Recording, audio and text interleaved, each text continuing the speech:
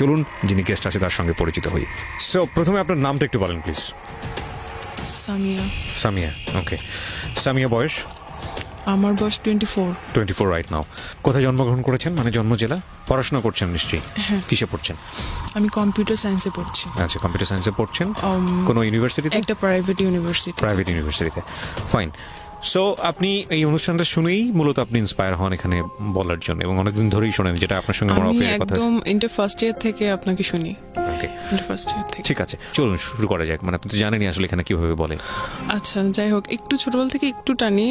সেটা হচ্ছে প্রথম থেকে আমি আসলে একটু লক্ষ্মী টাইপের ছিলাম, খেলাধুলা কম করতাম এরকম। তো আমার বাবা আমাকে অনেক আদর করতো, অনেক, মানে সবকিছুতে প্রায়োরিটি দিত। আমি ছোটবেলা থেকে একদম ক্লাস 10 পর্যন্ত আমার রোল ফার্স্ট পজিশনে ছিল। আমার মা হচ্ছে কি আমাকে পড়াতো, সবকিছুই পড়াতো, ড্রয়িং, নাচ, গান, এটা সেটা, ইভেন অভিনয় করা শিখাইতো। কিন্তু আর আমার বাবা হচ্ছে কি আমাকে ইংলিশ পড়াতো এরকম। আমি স্কুল চেঞ্জ করি, কারণ হচ্ছে কি গ্রামে ভালো সায়েন্স বা এটা সেটা থাকতো না, সায়েন্সের টিচার পাওয়া যেত না।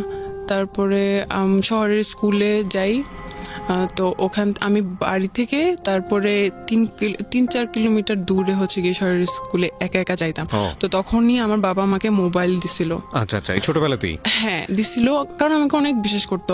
আমার মোবাইলটার প্রয়োজন ছিল, কারণ আপনি কোথায় আছেন, কি করছেন না করছেন, যাতে আমি জানাতে পারি স্কুলে গিয়ে যে আমি আসছি। আবার ওটার জন্য আমাকে একটা পকেটও বানিয়ে দেওয়া হয়েছিল আমার সালোয়ারের মধ্যে লুকায়া, যাতে আমি ওখানে লুকায় রাখতে পারি, কারণ ওটা অ্যালাউ ছিল না স্কুলে। আমার কোনো ফ্রেন্ড জানতো না, কেউ জানতো না, শুধু আমার মা বাবা জানতো। আচ্ছা। আর হচ্ছে গিয়ে এখন সায়েন্সের টিচার কিভাবে করবে, সো অনেক দূর থেকে আরেকটা শহর, সাইডে আরেকটা শহরের স্কুল থেকে 2টা টিচার হচ্ছে গিয়ে আমার জন্য করছিল। তো ওই সময়টা, ওটা হচ্ছে 2011 সালে। ওই সময়টা এটা হচ্ছে গিয়ে অন্যান্য গ্রামের অন্যান্য পাড়া প্রতিবেশীরা দেখে এটা খুব হইতো, আল্লাহ এই মেয়েকে যে বিদ্যাসাগর বানাবে এরকম, খুব করতো আর কি। সবাই অবাক হইতো, মেয়েকে এত পড়াশোনা করায় কি হবে, কি হবে, আপনাকে আমাদের গ্রামাঞ্চলের কথাবার্তা, সামাজিকতা জায়গাটা থেকে অনেক সময় বলা হয়। তখন থেকেই হচ্ছে গিয়ে বিয়ে শাদী। আমার বাবা খুব, আমার এত দূর পর্যন্ত আসার পেছনে আমার বাবা খুব চাইতো যে এটা সেটা হয়ে আছে। যাই হোক, তারপরে হচ্ছে গিয়ে আমার অনেক কষ্ট হয়ে যাইতো। আমি স্কুল থেকে এসেই সময় পাইতাম না, তারপর 10-15 মিনিট সময় পাইতাম হয়তো খাওয়ার জন্য। তারপরে আবার 2টা টিচার চলে আসতো, আবার ওখানে বসতে হইতো, মানে এভাবে আমি খুব টায়ার্ড হয়ে যেতাম। তো আমার বাবা চিন্তা করলো যে ওখানে বাসা নেই, ওই শহরে ওখানে বাসা নেই, তারপর ওখানে আসা যাওয়া হবে, আর ওখানে ব্যাচে তখন তো অনেক টিচার পাওয়া যাবে ওখানে। তো ওখানে চলে গেলাম ক্লাস 10-এর বছর। ওখানে থেকেই হচ্ছে গিয়ে করলাম। আমার রেজাল্ট আল্লাহর রহমতে অনেক ভালো হইলো। তারপরে হচ্ছে গিয়ে যে গ্যাপটা আমার এসএসসির পরে, যে গ্যাপটা, ওই সময় যে মোবাইলটা আমাকে দিছিল ওই মোবাইলটা আবার নিয়ে গেছিল, যখন আমি হচ্ছে গিয়ে শহরে যখন ছিলাম তখন হচ্ছে নিয়ে গেছিল, কারণ ওটা তো দরকার ছিল। হ্যাঁ, তখন আমি আমার মায়ের ফোন থেকেই লাগলে দরকার হলে ইউজ করতাম। তারপরে হচ্ছে গিয়ে আবার ওইটা আমাকে ব্যাক দিছিল, ওই ফোনটা। তখন আমার নতুন ফোন, আমি তো সব যাদের ফোন ছিল সবাইকে নাম্বার দিচ্ছি, আমি ফোন কিনছি, এই তো সবার সাথে কথা বলতাম, অনেক গল্প করতাম। তো যাদের সাথে আমি আবার একটু লক্ষ্মী টাইপের ছিলাম, বাট হচ্ছে গিয়ে এটা আমার ফ্যামিলিতে সবাই জানতো লক্ষ্মী টাইপের ছিলাম, কিন্তু ক্লাসে আমার অন্যরকম একটা চেহারা ছিল। আমি সবার সাথে একটু ঝগড়া করতাম আর কি, না মেয়েদের সাথে না, কিন্তু ছেলেদের সাথে আমার ঝগড়া লাগতো বেশি। আর ছেলেরা বলছে সারাক্ষণ ক্লাসের মধ্যে কাজ করে এরকম। তো কিন্তু যে ছেলের সাথে ঝগড়া লাগতো বা যে ছেলেরা দের সাথে আমি কথা বলতাম না, তাদের সাথেও আমি কথা বলা শুরু করলাম। আমার ফোনে জিজ্ঞেস করতাম, তোরা কই ভর্তি হবি, কিসে ফর্ম তুলছস, এরকম আর কি। তারপরে হচ্ছে গিয়ে এরকম। তো একটা সময় একটা রং নাম্বারে কল আসে, আমাকে বলে যে আমাকে সে চিনে, আমার স্কুলেরই বড় ভাই, মানে আগের ব্যাচের 2010-এর ব্যাচ। সো আমি বলছি আচ্ছা ঠিক আছে, কোত্থেকে নাম্বার পাইলেন, বললো হাবিজাবি বললো আর কি, মানে বুলসুল, মানে কি আমার ভাইয়ের কাছ থেকে না কোথা থেকে নিছে সে কি, যাই হোক আমি এখন মনে করতে পারতেছি না। তো আমি খুব মানে গল্পবাদ ছিলাম আর মানে খুব টকেটিভ ছিলাম আর মানে সেই রকম কথাবার্তা বলতাম। আমার মা তেমন মানা করতো না কারণ হচ্ছে গিয়ে আমি পড়ার সময় পড়তাম, সবকিছুই আমার ভালো ছিল, কিন্তু ভাবতো যে বাসায় আমার বাবা বাসায় কিন্তু আমাদের ছোটবেলা থেকে টিভি নেই।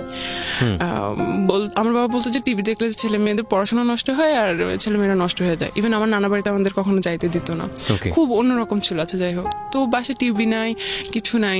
আচ্ছা থাক, ছেলে মেয়েদের তার ক্লাসমেটদের সাথে গল্প করুক, আমি আমার মায়ের সাথেই গল্প করা শুরু করলাম, এটা সেটা কত অনেক কাহিনী। তারপরে হচ্ছে গিয়ে কোনো প্রেমের কথা বলতাম না, অনেক গল্প, মানে কি কোথা থেকে আসে মানে অন্যরকম এইরকম আর কি। তো কথা ওই ছেলেটা, আমি তো এমনিতেই অনেক অনেক গল্প করতাম, কিন্তু ওই ছেলেটা একটু বেশি মানে আরো বেশি কথা বলতে চাইতো। তো সবসময় তো আমার বাবা থাকতো বা আমি অন্যান্য কাজ করতাম, এরকম কথা বলা পসিবল হতো না। আচ্ছা যাই হোক, তারপর আমার বাবা আমাকে ঢাকায় পাঠিয়ে দিল আমার এইচএসসির জন্য, কারণ আমার সবসময় আমার বাবারও ইচ্ছা ছিল ঢাকায় পড়াশোনা করব, বেশি ভালো পড়াশোনা করব এরকম। তো ঢাকায় হোস্টেলে রাখে নাই কারণ আমি নষ্ট হয়ে যাব বা অন্য কিছু হতে পারে, তো তার বোনের বাসায় আমাকে রেখে দিল, ওখানে এসে বিশ্বাস করলো আর কি। তো ওখান থেকেই হচ্ছে আমার শুরু, মানে বাবা মা ছাড়া যেরকম মানে সব পেয়ে গেছি এরকম ফ্রিডম যেটাকে বলে। হ্যাঁ ফ্রিডম। ওরা, আমি আগে একটু বলি, ওরা আমার লোকাল গার্ডিয়ান প্লাস ওরা আমাকে পড়াইতো, জানতো আমি অনেক ভালো স্টুডেন্ট।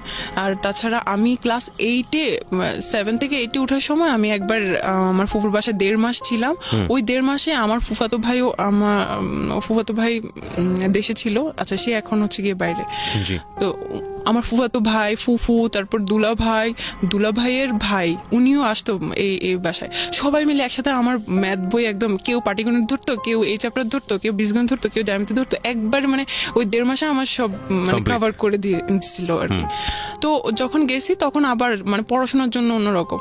তো 7 তারিখ, মেয়ের 7 তারিখ মেবি, আমার মনে পড়তেছে না, 2012 সালের আমার এসএসসি রেজাল্ট দিছিল। ওই দিনই হচ্ছে কি আমার ভাই দেশে আসছে বিয়ে করার জন্য। কোন ভাই? আমার ফুফাতো ভাই।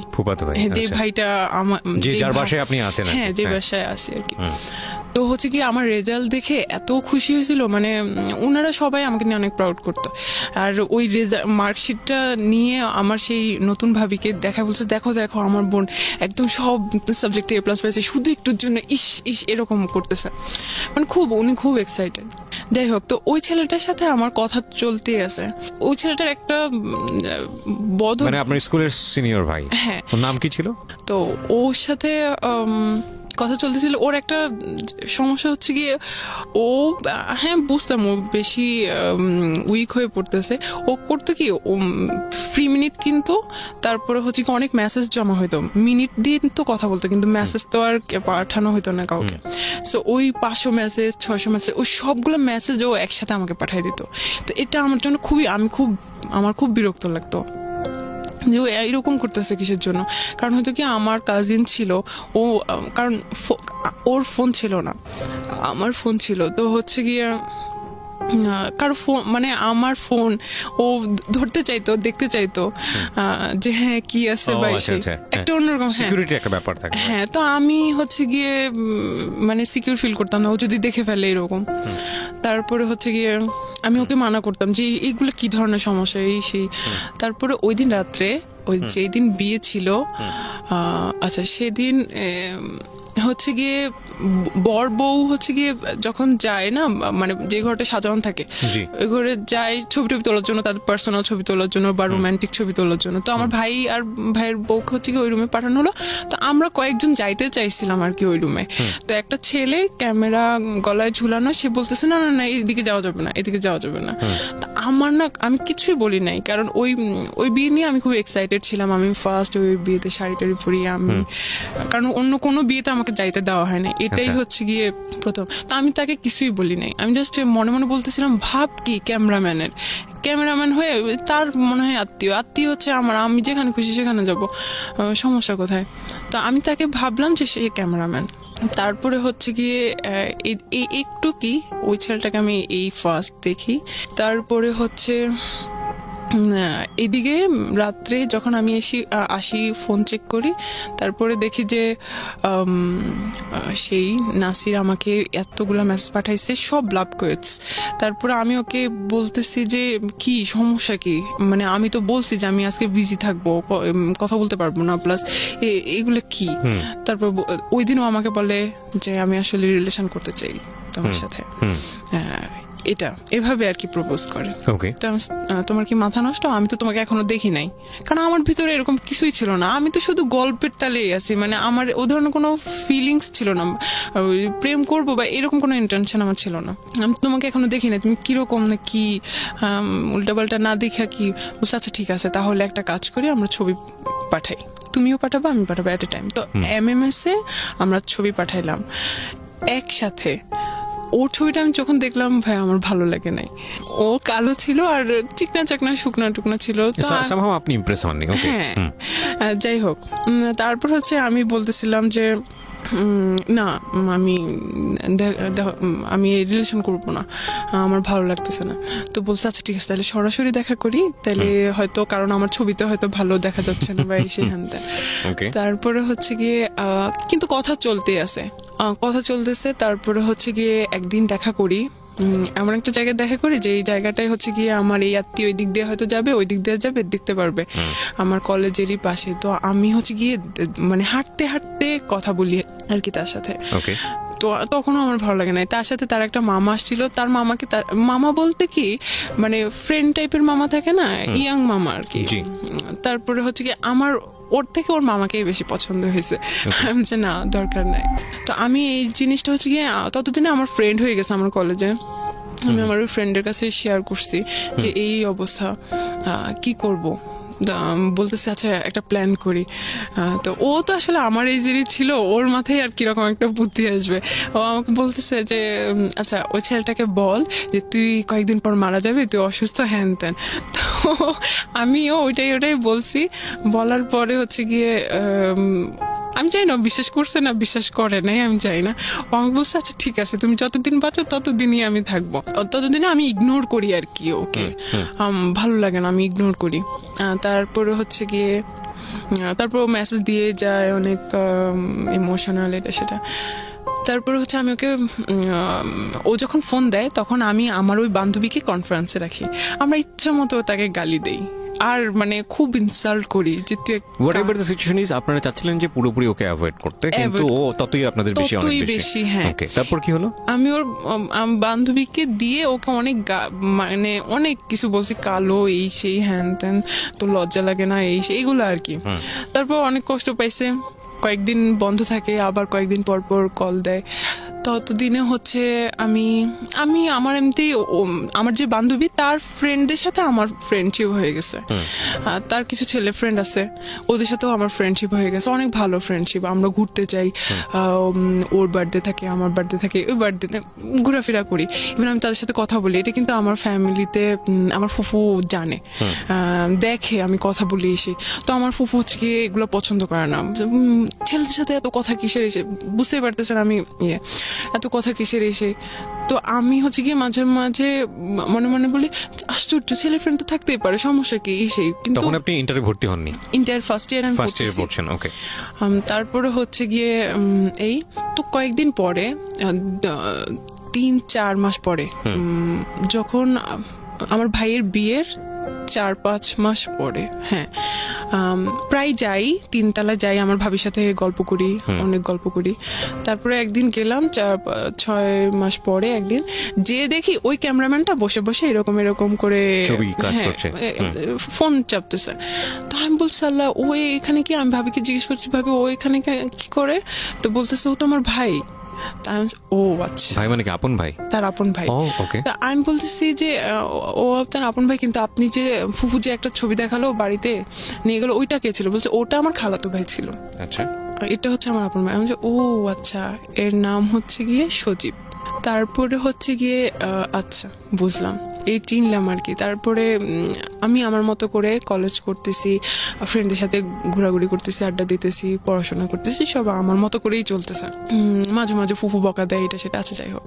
তো কয়েকদিন পরে, আরো 4-5 মাস পরে আমাদের হচ্ছে গিয়ে দাওয়াত থাকে ভাবির বাসা থেকে। দাওয়াত থেকে আমাদের সবাইকে দাওয়াত দিছে।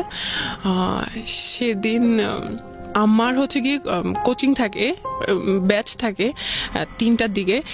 তো এমন সময় ওরা যাবে, ওরা আগেই বের হয়ে যাবে। তো আমি হচ্ছে গিয়ে বলছি যে আমি চাইতে পারবো না, আমি কোচিং থেকে তাহলে যাবো। বলছে আচ্ছা ঠিক আছে, তাহলে তুই কোচিং থেকে যাস, আমরা সবাই বাসা থেকে বের হই, কারণ বাসায় তো কেউ থাকবে না। তারপর সবাই ভাবির বাসা চলে গেল, আমি কোচিং এ চলে গেলাম। আমি কোচিং থেকে যে এখন যাব, আমি এখন লোকেশন চিনতেছি না, কারণ আমি তো একা একা যাইতেছি। তারপর হচ্ছে গিয়ে আমি ফোন দিলাম ভাবিকে যে কোথায় এটা। ফোন ধরছে সেই সজীব ভাইয়া। ফোন ধরার পরে আমি বলতেছি ভাইয়া জায়গাটা কোথায়, আমি তো একা আসতেছি, আমি চিনছি না। তো বলতেছে যে এখানে আসেন, এই জায়গায়। তো আমি গেলাম, নর্মাল কথাবার্তা। তারপরে হচ্ছে গিয়ে ঘুরলাম ফিরলাম, আচ্ছা যাই হোক। এর ফাঁকে কয়েকদিন পরে আমার ইন্টার ফার্স্ট ইয়ার ফাইনাল পরীক্ষা দিলাম। দেওয়ার পরে আমি চিন্তা করলাম যে আমি এখানে আসলে পড়াশোনা করতে পারতেছি না। আমার 2টা ভাগ্নি আছে না, ওরা অনেক ফ্রেন্ডলি, ডিস্টার্ব তেমন না, মানে আমি ফিল করতেছিলাম আর কি যে ডিস্টার্ব হচ্ছে বা আমি ভালোভাবে পড়াশোনা করতে পারতেছি না। তো আমার বাবা চিন্তা করলো যে আচ্ছা ঠিক আছে, যে যদি রেজাল্ট ভালো না করে তাহলে ঢাকায় এত কষ্ট করে টাকা পয়সা খরচ করে কি। তো আমার বাবা কি করছে, আমার জন্য একটা বাসা নিছে। আবার বাসা নিছে, ওখানে হচ্ছে গিয়ে আমার মা কয়েকদিন পর পরে আসে, অল্টারনেট করে, কয়েকদিন আমার মা আসে, কয়েকদিন আমার বাবা আসে, কারণ বাসায় তো আরো আমার ভাই বোনরা আছে, ওদের পড়াশোনা আছে। তারপরে আপনাকে একা বাসায় দিল বাড়িওয়ালা? হ্যাঁ, আমার বাবা মা তো যায়। ও আচ্ছা, মানে অল্টারনেট করে, হ্যাঁ ফ্যামিলি বাসা। তারপরে হচ্ছে গিয়ে যদি আমার বাবা মা না যেতে পারে, আমার বড় একটা আপুকে পাঠিয়ে দেয়, মানে অল্টারনেট করে কেউ থাকে। আর সব সময় থাকার জন্য আমাদের একটা এখন কাজের মেয়ে বলবো না, কারণ ও আমাদের বোনের মতো হয়ে গেছে, একদম ছোটবেলা থেকে ওকে সাপোর্ট করতে আপনাকে। তো ওকে পাঠিয়ে দিয়েছে, কারণ যাতে খাওয়া দাওয়া, জামা কাপড় ধোয়া, এভরিথিং যাতে ও করে, আমি যাতে শুধু পড়াশোনা করতে পারি। আমার হচ্ছে টেস্ট পরীক্ষার কিছুদিন আগে হচ্ছে কি আমি ফেসবুক আইডি খুলি, মানে ওর সাথে কথা হয়, একটু কথা হয়, বেশি একটা কথা বলি না। আমি ওকে বুঝাই যে না এটা হবে না, আমি পারবো না। তার বলছে আচ্ছা ঠিক আছে, আমি তোমার সাথে একটু কথা বলি। মানে ও অনেক হেল্পলেস ছিল। আচ্ছা যাই হোক, হেল্পলেস বলতে ও অনেক ইমোশনাল ছিল, কিন্তু কিছু করতে পারতেছে না বলে অ্যাটলিস্ট চাইতো যে অ্যাটলিস্ট তাহলে কথা বলি, এরকম। যাই হোক, তারপরে আমি ফেসবুক আইডি খোলার পর তো এখন আরো খুশি। হ্যাঁ, ফেসবুকে আমার একে তাকে হচ্ছে গিয়ে অ্যাড করা শুরু করছি। দেন আমি ভাবিকে বলে আমার ফেসবুক আইডি খুলছি, রিকোয়েস্ট দিছে আপনি ইয়া করেন। ইভেন ভাবির আইডি থেকে আমি কেউ রিকোয়েস্ট পাঠাইছি। বলতেছে যে কে রিকোয়েস্ট পাঠানোর পরে আমি বলছি যে এরকম আমি আপনার আপুর ননদ। তো বলছে আচ্ছা ঠিক আছে, একটু কি কথা হয়েছে। তারপরে আমার রেজাল্ট দিল, আলহামদুলিল্লাহ ভালো। আমি মেডিকেলের জন্য প্রিপারেশন নিতে থাকলাম। ওই সময় আমি ফেসবুকে ছবি আপলোড করি, কমেন্টে উনি একটু কমেন্ট করে, কমেন্টে কথা হয়, এমন টাইপের কমেন্ট করে যেটাতে আমার অ্যান্সার দিতে হবে, মানে আমিও যাতে রিপ্লাই দেই, এরকম টাইপের। তো উনি অনেক ভালো বাংলা জানে। আচ্ছা, উনার বাংলা মানে বুঝতে গেলে আমাকে সারাদিন লাগতো উনার অ্যান্সার তৈরি করতে, তারপর আমি একটা অ্যান্সার দিতাম এমন। তারপর আপনার ভাবির ভাই, তাকে আমার অনেক ভালো লাগতো বলতে উনি খুব পার্সোনাল, মানে আপনার কাছে মনে হচ্ছে পার্সোনালিটি সম্পন্ন একজন মানুষ। ওকে, বাসার সবাই উনাকে অনেক ভালো জানতো। তো কিন্তু আমি ভাইয়া হিসেবে দেখতাম, ওগুলো আমার মাথায় ছিল না। তারপরে টুকটাক কথা হয়, এখন কথা আস্তে আস্তে বাড়তেছে, প্রতিদিনই কথা হয়, কিন্তু 1-2টা মেসেজ এরকম আর কি, প্রতিদিন কথা। জি। তারপরে হচ্ছে একদিন সে আমাকে বলে আপনার ফোন নাম্বারটা দিয়েন। আমি যে হ্যাঁ, আপনি তো ভাবির কাছ থেকে আমার ফোন নাম্বার নিতে পারেন। বলছে আসলে এটা খুব ডিসঅনেস্টি হয়ে যায়, আপনি নিজেরটা নিজেই দেন। আমি যে এত ঢং করার তো কিছু নেই, আচ্ছা ঠিক আছে নেন, আমার তো কোনো সমস্যা নেই। তারপর সেদিন আমাকে একটা জাস্ট মিস কল দেয়, এই ফার্স্ট উনি আমাকে আমার ফোনে মিস কল দেয়। একটা চলেন দেখা করি। আমি যে হ্যাঁ, আপনি বাসায় আসেন, বাসায় আসলেই তো আমাকে দেখতে পারবেন, কথা হবে। বলছে সব কথা কি আর বাসায় বলা যায় সবার সামনে? ওকে। তো তখন আমি বুঝলাম যে উনি ফ্লার্টিং করতেছে। তারপরে মাঝে মাঝে উনি বলতো যে আমার এই জিনিসগুলো ভালো লাগে না, ওই জিনিসগুলো ভালো লাগে না। আমি মাঝে মাঝে বলতাম উনি এত লাইকস ডিসলাইকস বলার তো দরকার নেই আমাকে। তারপর হচ্ছে গিয়ে বলতো যে বহুগামিতা, একটা মেয়ে যে অনেকজনের সাথে রিলেশন করে এট এ টাইম, এই জিনিস ওনার পছন্দ না, এগুলা বলতো। তো আমি হ্যাঁ এগুলা তো আসলে চিটিং, এগুলো আমারও পছন্দ না। উনিও কিন্তু জানতো, উনিও দেখতো যে আমি আসলে কথা বলি, আমার অনেক ফ্রেন্ড সার্কেল আছে। আচ্ছা। একদিন আমি আমার কাজে যাই, আমি তখন হচ্ছে কি ভার্সিটি কোচিং করতেছি শেষ পর্যায়ে আর কি, আমি মেডিকেলে চান্স পাই না তেন। তো উনি একদিন আমি বাইরে যাই আমার কোচিং এ কাজে, তখন আমাকে সেকেন্ড কল করে, বলছে আপনি কোথায়? আমাকে বেআইন বলে ডাকতো, বেআইন আপনি কই এরকম। তা আমি বলতেছি যে এই তো আমি কাজে আসছি এখানে। বলছে আল্লাহ আপনি ওখানে দাঁড়ান, আমিও আসতেছি, দেখা করি চলেন। আচ্ছা। আমি বলছি না না দরকার নেই প্লিজ, কেউ দেখে ফেলবে, সমস্যা, বাইরে দেখা করা ঠিক না, আপনি বাসায় আসেন। বলছে না সমস্যা না, আপনি থাকেন, কেউ দেখবে না। ওই দিন শুক্রবার ছিল। আচ্ছা। দেন হচ্ছে কি উনি আসে, আমি বলছি আচ্ছা ঠিক আছে আপনি একটু ওয়েট করেন, আমি একটু কাজ ছেড়ে নিই। বলছে আচ্ছা ঠিক আছে আপনি সময় নেন। আসলে কিন্তু উনি ওখানে ছিল না, উনি একটু দূরে ছিল, ওখান থেকে আসতেছে, কিন্তু বললো যে ওখানেই আছে। তারপরে হচ্ছে গিয়ে দেখা হইলো, তো বলতেছে যে কই যাই বলেন, এখানে তো রিস্কি, এখানে তো কথা বলা যাবে না, চলেন বসি কোথাও কথা বলি। তাই আমি কোথায় যাবেন? কাছে দাঁড়ে কোথাও, প্লিজ দূরে না। তো উনি বল চলেন কলাবাগান যাই। ফার্স্ট আমি কলাবাগানের নাম শুনি। ওকে, ঢাকার কলাবাগানের নাম শুনি। হ্যাঁ। তারপরে উনি হচ্ছে গিয়ে একটা বাস নেয়। আমি বাসে কেন যাইতে হবে এত দূরে? তাইলে তা আমি ভাবছি যে আচ্ছা ঠিক আছে কাছে কোথাও এরকম। তারপর আচ্ছা ঠিক আছে, এখন বাস যাইতেই আছে আসতেছে না। তারপর আমি বলতেছি যে কি ব্যাপার এত দূরে কেন? বলছে আরে সমস্যা নেই চলে আসবে, এখন জ্যাম তো রাস্তায়, হ্যান ত্যান এসে এগুলো বলছে। শুক্রবার কিন্তু কোনো জ্যাম ট্যাম ছিল না, বা উনি মানে উল্টাপাল্টা বুঝাইতেছে আর কি। তো উনি এর আগে আমাকে বলছিল যে বেআইন একটা গার্লফ্রেন্ড জোগাড় করে দিয়েন, এই সেই হ্যান ত্যান। তা আমি বলতেছি আমার একটা ফ্রেন্ড আছে, প্রেম করবেন, একটা নাম ওকে আমি বললাম, ছবি দিলাম কি ওর সাথে আমার ছবি আমি ফেসবুকে অলরেডি আপলোড করছিলাম। মানে এটা তো আলটিমেটলি আপনার ফ্রেন্ড আপনাকে বলে না যে সে কারোর সঙ্গে লাভ করবে, আপনি এমনিতেই এটা বলেছেন? আমি ওকে বলতেছি করবেন নাকি, তা আমি ওকে বলবো এরকম। তো বলতেছে যে আমি ওকে বলছি যে আমার এরকম একটা বেআই আছে এরকম। বলছে ওরে দিস আমাকে, মানে দেখি কথা বলি আগে, ইয়ে দিস ফেসবুক আইডি দিস, আমাকে বলিস রিকোয়েস্ট পাঠাইতে। এখন তার ইগোতে প্রবলেম, কেন আমি রিকোয়েস্ট পাঠাবো? তাকে বললেন আমার কথা, সে জানি আমাকে রিকোয়েস্ট পাঠাবো। এটা কোনো কথা? আপনি প্রেম করবেন আপনি নিজে থেকে যাই করেন, আমি এত কিছু করতে পারবো না। ওকে, এটা কি আপনার ফ্রেন্ডকে বলা ছিল নাকি জাস্ট আপনারা নিজেরাই কথোপকথন করছেন? না আমি আমার ফ্রেন্ডকেও বলছি যে আমার একটা বেআই আছে এরকম এরকম, সে তোমার ব্যাপারে ইন্টারেস্টেড। হ্যাঁ তোকে পছন্দ করে, প্রেম করবি? তো বলছে ওকে আমাকে মেসেজ পাঠাতে বললো। তারপর আমি বলছি যে প্লিজ আপনি হাই পাঠান, তাইলে কথা বা রিকোয়েস্ট পাঠান। তো সে মনে হয় রিকোয়েস্ট পাঠাইছে কিনা আমি আসলে ভুলে গেছি, রিকোয়েস্ট পাঠাইছে মনে হয়, ও মনে হয় অ্যাকসেপ্ট করে নাই বা মেসেজের আসে বা এরকম কিছু একটা, যাই হোক। তারপরে হচ্ছে গিয়ে তো যখন বাসে আমরা পাশাপাশি বসে আছি তখন হচ্ছে গিয়ে বলছে আপনার সে ফ্রেন্ডটাকে আবার দেখি। তো আমি হচ্ছে গিয়ে মোবাইল নিয়ে এভাবে দেখাইতেছি আর কি, দেখেন সে কি করতেছে, মোবাইলটা কেমন যেন একটু হাতাহাতি, আমার মোবাইল টেনে নিয়ে উনি আরো ছবিগুলা চেক করতেছে। আমি বলছি ভাই এটা কি ধরনের, আপনি আমার হাতে থাকুক, আপনি এইভাবে দেখেন। তারপরে আরো ছবি যে চেক করতেছে, ওখানে আমি সহ যে ছবিগুলা ওগুলাকে ভালো করে জুম করে করে আমার ছবিগুলো দেখতেছে। হ্যাঁ এই মেয়েটাও ভালো।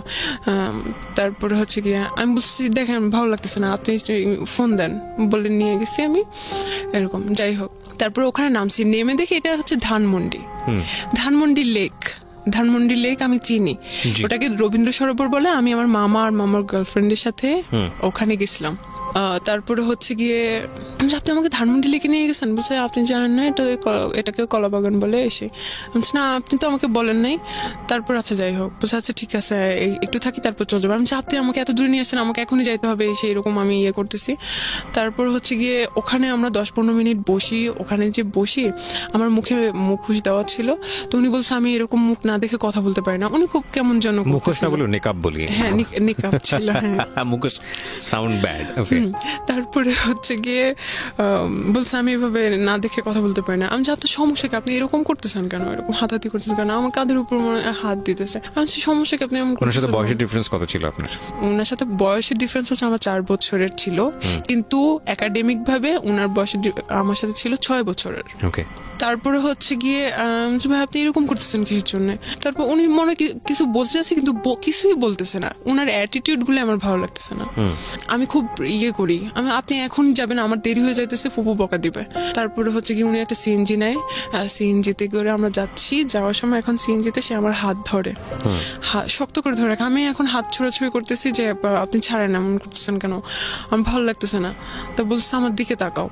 ওই ফার্স্ট উনি আমাকে তুমি করে বলছে, এর আগে কিন্তু আপনি আপনি করে বলতো। তারপরে হচ্ছে গিয়ে আমার দিকে তাকাও বলে হচ্ছে গিয়ে আমার হাত ওনার বুকের উপর রেখে বলতেছে, কিছুই বলতেছে না, বলতেছে ওনার দিকে তাকাইতে। আমি তাকাই দেখি যে ওনার চোখ অনেক লাল হয়ে আছে, মানে একটু পানি পানি হয়ে আছে। সিএনজিওয়ালা তখন কি করছিল?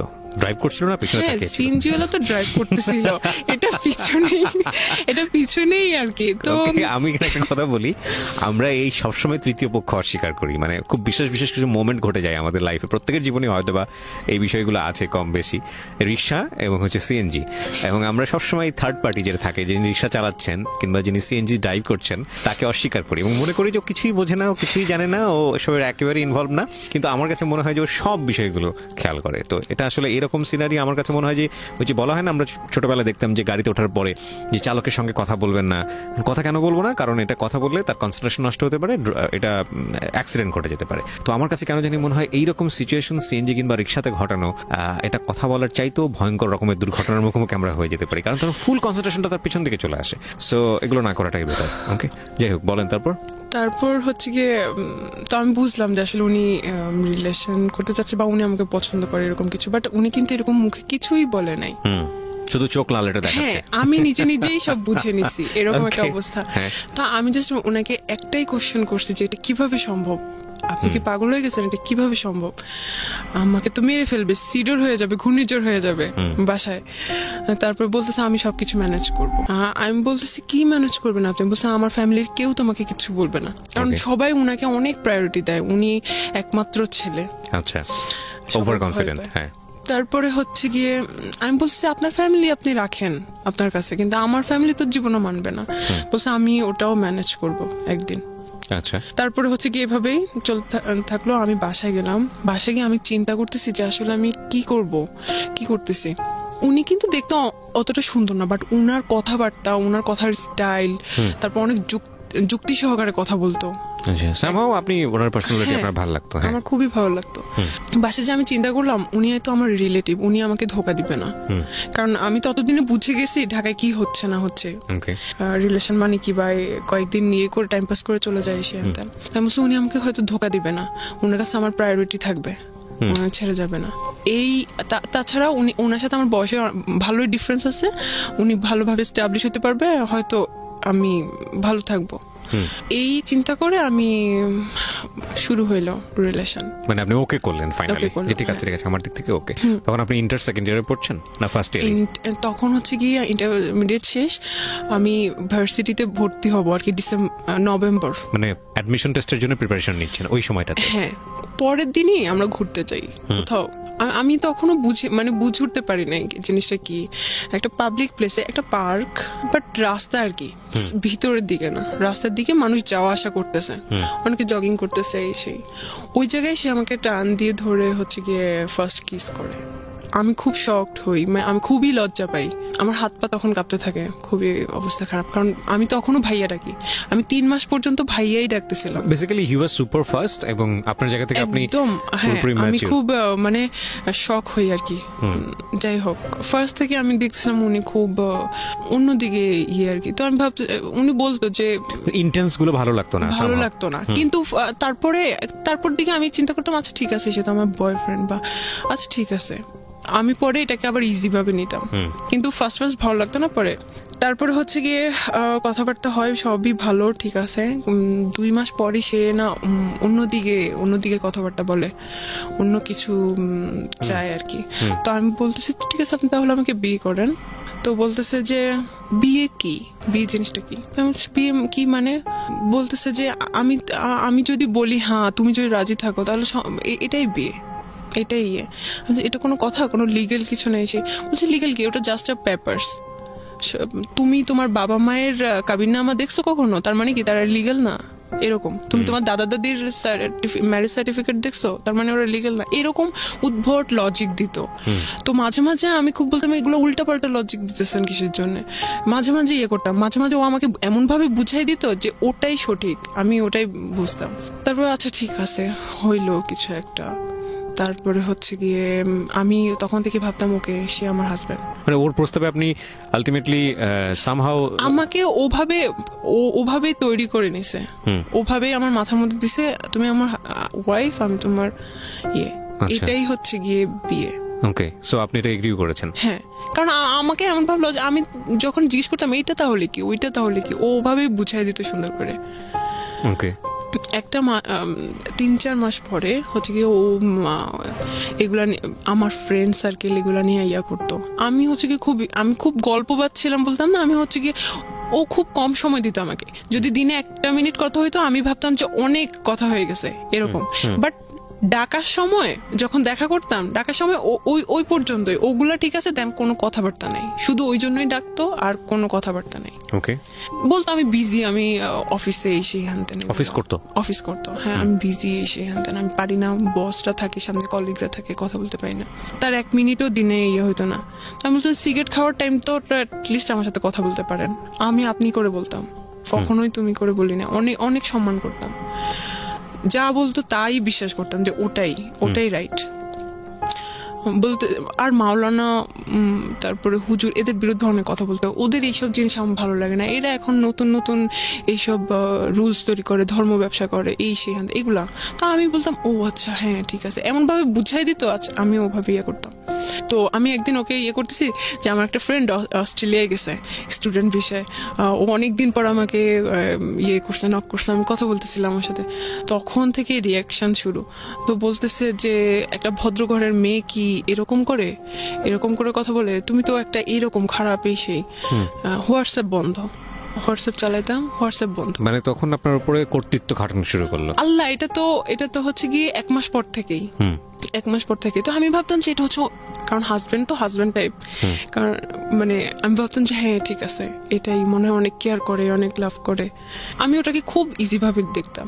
তারপরে হচ্ছে গিয়ে একদিনে যাওয়ার আগে আমি একটা কথা বলি, সেটা হচ্ছে যে এটা বোধহয় বাই ন্যাচারালি সত্য। অ্যারিস্টোফেনাস নামে খুব বড় একজন ফিলোসফার ছিলেন, আমি যদি ভুল না করে থাকি নামটা, তার একটা লেখাতে পড়েছিলাম যে বেসিক্যালি গার্লস যে কোয়ালিটি, সেই কোয়ালিটিতে কিছু কিছু জিনিস গার্লসদের মধ্যে সেম, মানে মেয়েদের মধ্যে এই জিনিসটা সেম, মোরাললেস। সেটা হচ্ছে দে আর ভেরি মাচ ইমোশনাল, এবং আবেগ দিয়ে তাদের পুরো দুনিয়াটা নিয়ে নেওয়া যায়। হ্যাঁ, আপনি যদি মানে আমি এখানে অনেক মেয়েরাই শুনছেন, সে কারণে হয়তো বা শুনে সতর্ক হবেন। সেটা হচ্ছে একটা ছেলেকে বোঝার জন্যে বা একটা মানুষকে জীবনে পারফেক্টলি নেওয়ার জন্য অনেকগুলো বিষয় জাজ করতে হয়। তার আগে জীবনের শ্রেষ্ঠ সম্পদটা, যেটা আমাদের রিলিজিয়নে নিষেধ করা হয়েছে, যেটা আমাদের আইনত যায় না, সামাজিকতার জায়গা থেকেও অসামাজিক মনে করা হয়, এই বিষয়গুলো লেনদেনের জায়গাটায় না যাওয়াটাই উত্তম। কেন বলছি যে ছেলেরা, এটা অনেক ছেলেরা আছে খুব ভালো করে এটা জানে যে একটা মেয়েকে পাওয়ার সর্বোচ্চ জায়গাটা হচ্ছে তাকে ইমোশনালি ট্রাই করা, এবং একটা মানুষকে যখন ইমোশনালি উইক করে ফেলা হয় তখন তার সব কিছুই পাওয়া যায়, এবং সেক্ষেত্রে ইমোশনালি তাকে ওই হাজব্যান্ড বানানো, ইমোশনালি তাকে লাভ করা, এবং তারপরে তার যেটা হাসিল করা, এবং হাসিল করে সেখান থেকে সরে পড়া, এবং এগুলো আসলে আমাদের সমাজে অহরহ হচ্ছে। আর এই স্টোরিটা আসলে কোথায় গিয়ে দাঁড়িয়েছে সেটাও আমরা দেখাবো আপনাদেরকে। আমি আরেকটু বলতে চাই, তবে সেই বলার জায়গাটা ওনার বলার পর। হ্যাঁ, ও সবসময় বুঝে তো, ও অনেক রেসপন্সিবল হাজবেন্ড, অনেক, মানে সবকিছুতে আমাকে গাইড করে।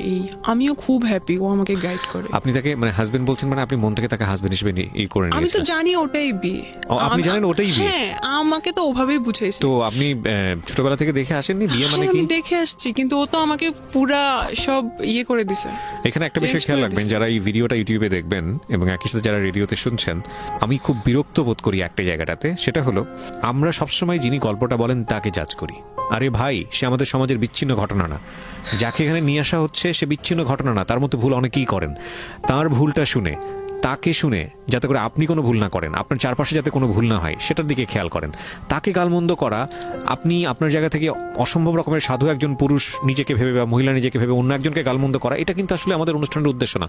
এটা শুধু আমাদের ইউটিউবে হয় না বা অন্য ফেসবুকে, সব জায়গাতে আমি দেখি যে কোনো একটা কিছু ঘটে গেলেই সঙ্গে সঙ্গে তাকে ডিরেক্টলি গালিগালাজ করা। আরে ভাই, তার ঘটনা থেকে আমি কি শিখলাম, তাই না? এটা হচ্ছে মূল বিষয়। আর ওর বয়সটা খেয়াল করবেন, ও তখন 17-18 বছর বয়সে পড়ে এবং ইমোশনালি ওর একেবারে ইমোশনালি জীবনের সবচাইতে এক্সট্রিম মোমেন্ট। আরেকটা যেটা, সেটা হচ্ছে ওর জীবনের প্রথম লাভ, এবং মানুষ প্রেমে পড়ে কত কি করে সেটা আসলে নতুন করে বলার কিছু নাই। তবে আজকের এটা একদমই ডিফারেন্ট একটা স্টোরি। তো আমি এরকম একটা জানি, ধর্মীয় জ্ঞান যে আমার খুব ভালো আছে তা না, আমি মোটামুটি পড়েছি, আমারও খুব কনজারভেটিভ একটা পরিবারে বড় হওয়া। আমি যতটুকু জানি যে এরকম একটা হাদিস আছে যে মেয়েদের দিক থেকে বিষয়টা এরকম যে ওই বিয়েই না যদি মেয়ের বাবা সেটাতে রাজি না থাকে এবং মেয়ের বাবা যদি বিয়েটা না দেয়, ওটা কোনো বিয়ে না। রাসূলুল্লাহ সাল্লাল্লাহু আলাইহি ওয়াসাল্লামের একটা হাদিস, আমি যতদূর জানি, আমার জানার মধ্যে ভুলও হতে পারে। আমি এরকম 2টা হাদিস জানি। হ্যাঁ, তো এটাকে আপনি পরে জেনেছেন না আগে জেনেছেন? আমি পরে জেনেছেন। তো এটা এটা এটা এটা মানে ওই বিয়েই না যদি বাপ জীবিত অবস্থায় থাকে এবং ওই বিয়েতে বাবার যদি কোনো সম্মতি না থাকে, বাপ যদি না জানে, যতদিন পর্যন্ত না জানবে ততদিন পর্যন্ত ওটা বিয়ে হয়নি। হ্যাঁ, কি ভয়ঙ্কর! মানে এটা বাংলাদেশের অনেকেই জানেন, আমি বলতে আমার গা শিউরে উঠেছে। তো আপনি যদি ধর্ম মানেন তাহলে এটাই সত্য। তো এই জায়গাটা থেকে আমি বলছি না যে আমি যেটা বলছি আপনাকে সেটা আমি খুব ভালোভাবে জানি, আমি এতটুকু জানি, আমি শেয়ার করলাম আপনার সঙ্গে, আপনি চাইলে আরো স্টাডি করে দেখতে পারেন। ওকে, তো আপনি যেটা বলছিলেন যে অ্যাজ এ হাজবেন্ড হিসেবে এটা করতে ওটা করতে, হ্যাঁ, তারপর আমি ওকে অনেক ভালোবাসা শুরু করছি, কারণ আমার হাজবেন্ড, অনেক ভালোবাসতাম, অনেক। ও যদি বলতো যে এখন বাইর হও, কারণ ও অফিস থেকে আসতে আসতে সন্ধ্যা হয়ে যেত, আমি তখন সন্ধ্যার দিকে টিউশনি করতাম, 7টার দিকে, আমার পুকুর বাসার পাশেই, আমি টিউশনি করতাম, বেরোয় যেতাম। তো তখন মাঝে মাঝে আমি টিউশনি মিস দিতাম, অথবা আমি ফুপুকে বলতাম যে শুক্রবারে ওকে পড়াই দিব, কারণ পরে আমি মিস দিব আমার পরীক্ষার জন্য। কিন্তু ওই সময় আমি ওকে না পড়াইতে যেয়ে আমি হচ্ছে কি ওর সাথে দেখা করতাম। কোথায় দেখা করতেন? কোথাও চা খাইতে যেতাম রাস্তায়। আপনার ইন্টেন্স মোমেন্টগুলো কোথায় পাস করতেন? ওটা ওর বাসাতে? হ্যাঁ। তোর বাসায় আর কেউ ছিল না? ওর বাসায় এমন সময় আমাকে ডাকা হতো যখন কেউ থাকতো না। ওটা খুব ব্যাড এক্সপিরিয়েন্স ছিল। আমি যে কিভাবে লুকায় লুকায় যাইতাম, ও আমাকে লুকায় লুকায় ঢুকাইতো, ওটা খুব আমি মাঝে মাঝে খুব গিল্টি ফিল করতাম যে আমি তো ওর ওয়াইফ, তাহলে আমাকে কেন লুকায় লুকায় যাও, আমি নিজে এটা চিন্তা করতাম। আচ্ছা, যাই হোক, তারপরে হচ্ছে 1 মাস পর কি হইলো, না 1 মাস পর না, 2-3 মাস পরে একদিন ওইগুলো জানতো, তো ও নাসিরের ব্যাপারটাও জানলো, তারপরে আমার আরো ছেলে ফ্রেন্ডদের ব্যাপারটা জানলো। জানার পরে হচ্ছে গিয়ে ও খুব সিনক্রেট করলো যে কি এগুলা তুই খারাপ, এই সেই এরকম। তো ওয়াইফ আমার সম্পর্কে কয় বছর পরে? এটা 3-4 মাস পরে। 3-4 মাস পরেই? ওকে, 4 মাসও হয় নাই মনে হয়, 3 মাস পরে। ও একদম রাখবেই না ভাই। আমি ওই দিন কোনো ছেলের জন্য আমি এতটা কান্না করছি, আমার শুধু মনে পড়ে আমি আমার দাদুর মৃত্যুতে এত কান্না করছি। আমি ওর পায়ে ধরে বলতেছিলাম, ও আমাকে ওই দিন, আমি চেয়ারে বসাছিলাম, ও হচ্ছে চেয়ারটা ধাক্কা দিছে, যে অনেক ক্রেজি হয়েছিল, আমি চেয়ার থেকে পড়ে গেছি। তারপরও আমি ওর যে পা ধরতেছি, প্লিজ এরকম কিছু করেন না, আমার লাইফটা শেষ হয়ে যাবে। তারপরে উনি কোনোভাবেই করে নাই। ওই দিন আমি বাধ্য হয়েছি, আমি চলে আসতে। কি করবো, বলছিস তুই এখান থেকে জানালে আমি তোকে মেরে ফেলবো। তারপর হচ্ছে গিয়ে আমি চলে গেছি বাসায়। আচ্ছা, আমি একটা কথা আপনাকে জিজ্ঞেস করি। একটা যেটা হচ্ছে যে বিয়েটার কথা উনি আপনাকে বলে আপনাকে এই কাজটা করিয়েছে, সেই বিয়েটা নিয়ে আপনার সন্দেহ ছিল বা আপনি হিপনোটাইজ ছিলেন, আমি যে কথাটা যদি মেনেই নেই, তাহলে আপনার ভেতর থেকে কি কখনো এরকম একটা প্রশ্ন আসেনি, প্রচলিত বিয়ে আমাদের যেটা বোঝায় ধর্মীয় রীতি অনুযায়ী, ওই বিয়েটা তুমি যেহেতু করছো তাহলে প্রচলিত বিয়েটাও করে ফেলো, এখানে সমস্যাটা কোথায়? কিন্তু সেটা এখন করবো না, কারণ হচ্ছে গিয়ে এটা জানাজানি হয়ে যাবে ফ্যামিলিতে, আমাদের রিলেশন নষ্ট হয়ে যাবে। তোমার এখনো পড়াশোনা বাকি আছে। জানাজানি হবে ফ্যামিলিতে, যে পরেই যেহেতু করবা, তো বিয়ের পরের যেসব বিষয়গুলো সেগুলো বিয়ের পরে করো, বিয়ের আগে করার দরকারটা কি? বাট সে থাকতে পারতেছে না। বিষয়টা হচ্ছে actually this is a very simple logic. একটা ছেলে এবং একটা মেয়ে পরিণত বয়সে পাশাপাশি থাকলে যেই ঘটনাগুলো ঘটার কথা, মূল যে জায়গাটায় গিয়ে সবকিছু থামে, যে জায়গাটায় গিয়ে আসলে সবকিছু স্ম্যাশড হয়, সেই জায়গাটাই যাওয়ার রাস্তাটাই আসলে হলো দুজন পাশাপাশি থাকা। এবং এই জন্যই বোধ হয় যে মানে ডিস্টেন্স জিনিসটাকে সাপোর্ট করে অনেকে, যে সম্পর্কের জায়গাটা থেকে ডিস্টেন্স রাখাটা প্রয়োজন। বিয়ের আগ পর্যন্ত যেসব ডিস্টেন্স রাখলে বই বৈবাহিক পরবর্তী যে সম্পর্কগুলো সেগুলো জীবনে আসে না, সেই ডিস্টেন্সটা রাখা প্রয়োজন। প্রচুর লজিক আছে আসলে, একটু যদি ঠান্ডা মাথায় চিন্তা করেন আজকের এই গল্প। তারপর কি হলো, আপনি মেনে নিলেন এটা? তারপর আমি চলে গেলাম বাসায়। আর হচ্ছে গিয়ে ওই 1 মাস আমার লাইফের খুব টার্নিং পয়েন্ট ছিল ভাইয়া। তখন হচ্ছে গিয়ে আমি যখন ভার্সিটিতে, তখন নতুন নিউ সেমিস্টার, তখন আমাদেরকে মাত্র সি প্রোগ্রামিং শেখাচ্ছে। আমি কিন্তু খুব ভালো স্টুডেন্ট, আমার ভিতরে একটা কম্পিটিশন নিয়ে, আবার যে ওখানে আমাকে ফার্স্ট হইতে হবে, এইরকম একটা মেন্টালিটি নিয়ে আমি ওখানে ভর্তি হয়েছি। ওই প্রোগ্রামিং আমার আর শেখা হয় নাই। ওই 1 মাসে অলরেডি ওরা অনেক দূর আগে গেছে, আমি এখন পর্যন্ত শিখতে পারি। ওটা আমার লাইফে সবচেয়ে বেশি মানে আফসোস যে আমি সি প্রোগ্রামিং শিখতে পারি না। যাই হোক, তারপরে হচ্ছে গিয়ে ওই 1 মাস এমন অবস্থা, আমার খাওয়া দাওয়া তো বাদ। তারপর শুধুমাত্র একটা বান্ধবী জানতো যে কিনা আমার ভাবির স্টুডেন্ট ছিল। সে জানতো আবার সজীবের কথা, তো বলতো যে ধৈর্য ধরো, হয়তো উনি আসবে। তারপর আমিও ফোন দেই নাই, ও ফোন দেয় নাই। আমি একদিন হচ্ছে গিয়ে 1 মাস পরে একদিন, ওই 1 মাসে হয়তো কি আমি আল্লাহর কাছে দোয়া করতাম ওর পরে জানি কোনো ছেলে আমার লাইফে না আসে। আমি অন্য ছেলের কাছে যাওয়ার আগে আল্লাহ জানি আমার বডি ডিস্ট্রয় করে দেয়, এই ধরনের দোয়া করতাম আমি। কেন করতেন? আমি চাইতাম না, কারণ যাতে একটা ছেলে আমার লাইফে থাকুক, আমি চাই না। আমার কাছে এটা খুব ঘৃণা লাগতো নিজের কাছে। আর আমি এরকম, আমি ওকে অনেক ভালোবাসতাম। হয়তো ভালোবাসা থেকে মনে হতো যে আমি এইভাবেই থাকবো, তারপর হয়তো আমি ওকে ভালোবাসা থাকবো, এরকম মনে হতো। আমার লাইফ পার করে দিবে এইভাবে। তারপরে হচ্ছে গিয়ে 1 মাস পরে একদিন সকালবেলা আমি সারা রাত ঘুমাইতে পারতাম না। তখন আমি তাহাজ্জুদ নামাজ পড়েও কান্না করতাম ওর জন্য। তো এভাবে আল্লাহর কাছে দোয়া করতাম, হাজবেন্ড সম্বোধন করে দোয়া করতাম। My goodness. ঠিক আছে, তারপরে হচ্ছে গিয়ে তো রাত্রিবেলা যে ঘুমাইতে পারতাম না, সকালবেলাটা আমি ঘুমিয়ে থাকতাম। তারপরে হচ্ছে গিয়ে ও আমাকে ফোন দিছিল 6টা বাজে, তখন দেখা করতে। আল্লাহ আসলে একটা কথা বলি, আল্লাহ ক্ষমাশীল এবং আল্লাহ আমাদেরকে ক্ষমা করেন, পাহাড় পরিমাণ গুনাহ করেও ক্ষমা করেন। আজকের এই গল্পটা যারা শুনছি তাদের জায়গা থেকে আমরা আজকে শিক্ষাটা জায়গাটাই নিব। আমি বারবার বলি, ওকে ইন্ডিকেট করাটা আমাদের গল্পের উদ্দেশ্য না, কারণ ও অনেক বড় একটা লেসন নিয়ে আসছে। আর পুরো গল্পটা আপনারা যখন শুনবেন তখন বুঝবেন যে আসলে ভুলের মাত্রাটা কতটুকু। জি বলেন। তারপর ও যখন আমাকে কল দিছে, আমি পরে 8টা না 9টার দিকে উঠে আমি দেখছি, আল্লাহ ভাই আমি এত খুশি হয়েছি যে আমার লাইফে ও ফিরে আসে। আমি তো এটাই দোয়া করছিলাম যাতে ও ফিরে আসে। আমি এত খুশি হয়ে গেছি। আমি হচ্ছে গিয়ে কিছু না খেয়ে, তখন আমার পেট খারাপ, মানে ওই 1 মাস আমার পেট খারাপ ছিল, কারণ আমি খাওয়া দাওয়া ঠিক করে করতাম না, সারাদিন না খাওয়া থাকতাম, রাত্রিবেলা এসে খাইতাম, আমার পেট খারাপ হয়ে যেত। তো বলতেছে যে উপরে আসো। আমি যে না, নিচে আসেন কথা বলি। বলছে না, উপরে আসো। তো আমি বুঝতে পারছি যে হয়তো আবার স্টার্ট হবে কিছু। আমি এটাই চাইছিলাম। হয় না, হাজব্যান্ড ওয়াইফের মধ্যে কোনো ঝগড়াঝাটি হয়, তারপর আবার ঠিক হয়ে যায়। তারপর গেলাম, তারপরে হচ্ছে গিয়ে বললো যে আচ্ছা আমি তোমাকে ক্ষমা করে দিছি, আমিও খুশি। তারপরে হচ্ছে গিয়ে আবার স্টার্ট হলো। আবার এর থেকেই শুরু হয়েছে ঝামেলা। স্টার্ট হয়েছে ঠিকই, কিন্তু অনেক ডমিনেট করতে থাকতো।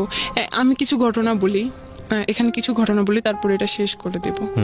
সেটা হচ্ছে কি, আমি ইংলিশে কোর্স করতাম রাইটিং এ। তো ওখানে হচ্ছে গিয়ে ওদের মধ্যে আমি খুব ভালো পারতাম। তো পরের দিন রেজাল্ট দিল, কিন্তু আমি ওই দিন যাই নাই। ওই দিন রেজাল্ট যেদিন দিছে ওই দিন হচ্ছে গিয়ে আরেকটা আঙ্কেল ওখানে ইংলিশ শিখতো। তো উনি বলতেছে যে আজকে আমি সবাইকে কালকে আমি সবাইকে ট্রিট দিব, আইসেন। তো আমি পরের দিনই গেছি। বলছে আপনি তো একটা জিনিস মিস করছেন, গতদিন ছিলেন না, আজকে কিন্তু এই আঙ্কেলটা ট্রিট দিবে, তো আইসেন। ওটা পিঙ্ক সিটিতে। তারপর হচ্ছে গিয়ে আমি ওকে ফোন দিলাম। আমি আচ্ছা স্যার, আমি তো হচ্ছে গিয়ে বাসা বলে আসি না, আমি একটু বাসা বলি। তো আমি আমার ফুপুকেও জানালাম, বলছি আচ্ছা ঠিক আছে, যাও খেটে আসো। তারপরে ওকেও ফোন দিলাম যে এরকম বলছে আচ্ছা ঠিক আছে, আমি কিন্তু তোমাকে ফোন দিতে পারি, যখনই বলবো তখনই কিন্তু চলে আসতে হবে। তো আমি বলছি আচ্ছা ঠিক আছে, কখন? কারণ ওরা তো 2টার দিকে ম্যাক্সিমাম টাইমে হচ্ছে 2টায় লাঞ্চ থাকে, শুক্রবার জুমা নামাজের পরে 2টার পরে হয়তো লাঞ্চ থাকবে। তো আস্তে আস্তে একটু দেরি হতে পারে। বলছে না, কিন্তু বেশি দেরি করা যাবে না, তাড়াতাড়ি করে চলে এসো, আমি কিন্তু তোমার জন্য অপেক্ষা করবো। আচ্ছা ঠিক আছে। তো আমি গেলাম, ওই কিন্তু পারমিশন দিল, গেলাম। এখন ভাইয়া ওখানে আনফরচুনেটলি একটা বার্থডে পার্টি ছিল, তো ওটার জন্য সিটগুলো খালি ছিল না। তো আমাদের একটু দেরি হয়ে গেছে। আচ্ছা যাক, যাই হোক, ও খাওয়া পাতে মাত্র শুরু করছি, ওখানে আমার টিচাররা আরো ওই ক্লাসের আরো আপু ভাইয়ারা, কয়েকজন বড় বড় ইয়ে ছিল, সবাই খাইতেছি। ওই টাইমে ও আমাকে ফোন দিতেছে। ওই সময় আমি কি খাওয়া পাতে ওখানে রেখে চলে আসবো? মানুষ কি ভাববে? ওরা কি জানে আমার রিলেশন আছে বা এরকম কিছু? আমি বলতেছি আমি আসতেছি, আর একটু সময়। সে কন্টিনিউয়াসলি ফোন দিয়ে যাচ্ছে। তারপর আবার বৃষ্টি শুরু হয়েছে। আমি যে এরকম করতেছি, তাড়াহুড়া করতেছি, বাসায় যেতে বলছে। হ্যাঁ, আমি যে তাড়াহুড়া করতেছি, ও স্যাররা বুঝতে পারতেছে যে তুমি এমন করতেছো কেন, বসো। আরে ও চিন্তা করতেছে হয়তো আমি কিছুক্ষণের সময় ফ্রি পেয়েছি বাসার মধ্যে, এতটুকু তুমি যদি মিস করে ফেলো তাহলে ফ্রি পাবো না। ইন্টেন্স গুলো দেখেন আপনারা, এবং এগুলো কিন্তু আমাদের সোসাইটিতে এখন অনেক কমন, খুব কমন স্টোরি। বিশেষ করে মেয়েরা আজকের এই গল্পটা একটু ভালো করে মনোযোগ দিয়ে শোনেন প্লিজ। হ্যাঁ, ওকে। তারপর কারণ পরে তো আর সময় পাবে না। ও অনেক সময় ম্যানেজ করছে আমার জন্য। সো এমনিতেই কথা বলতে পারে না, এক মিনিট 2 মিনিট কথা বলে। তারপর হচ্ছে গিয়ে আমি তো অনেক করতেছি ওখান থেকে আসার জন্য। বৃষ্টি হইতেছে, আমি বলছি না স্যার, আমাকে যাইতে হবে বাসায়। বলছে আল্লাহ, এই বৃষ্টি তুমি যাবা কিভাবে? দাঁড়াও, আমি সিএনজি ঠিক করে দিয়েছি। পরে হচ্ছে গিয়ে করতে করতে 5টা বেজে গেছে আমার ওখানে আসতে। পরে আমি ওকে ফোন দিতেছি, ও হচ্ছে গিয়ে পিক করতেছে না।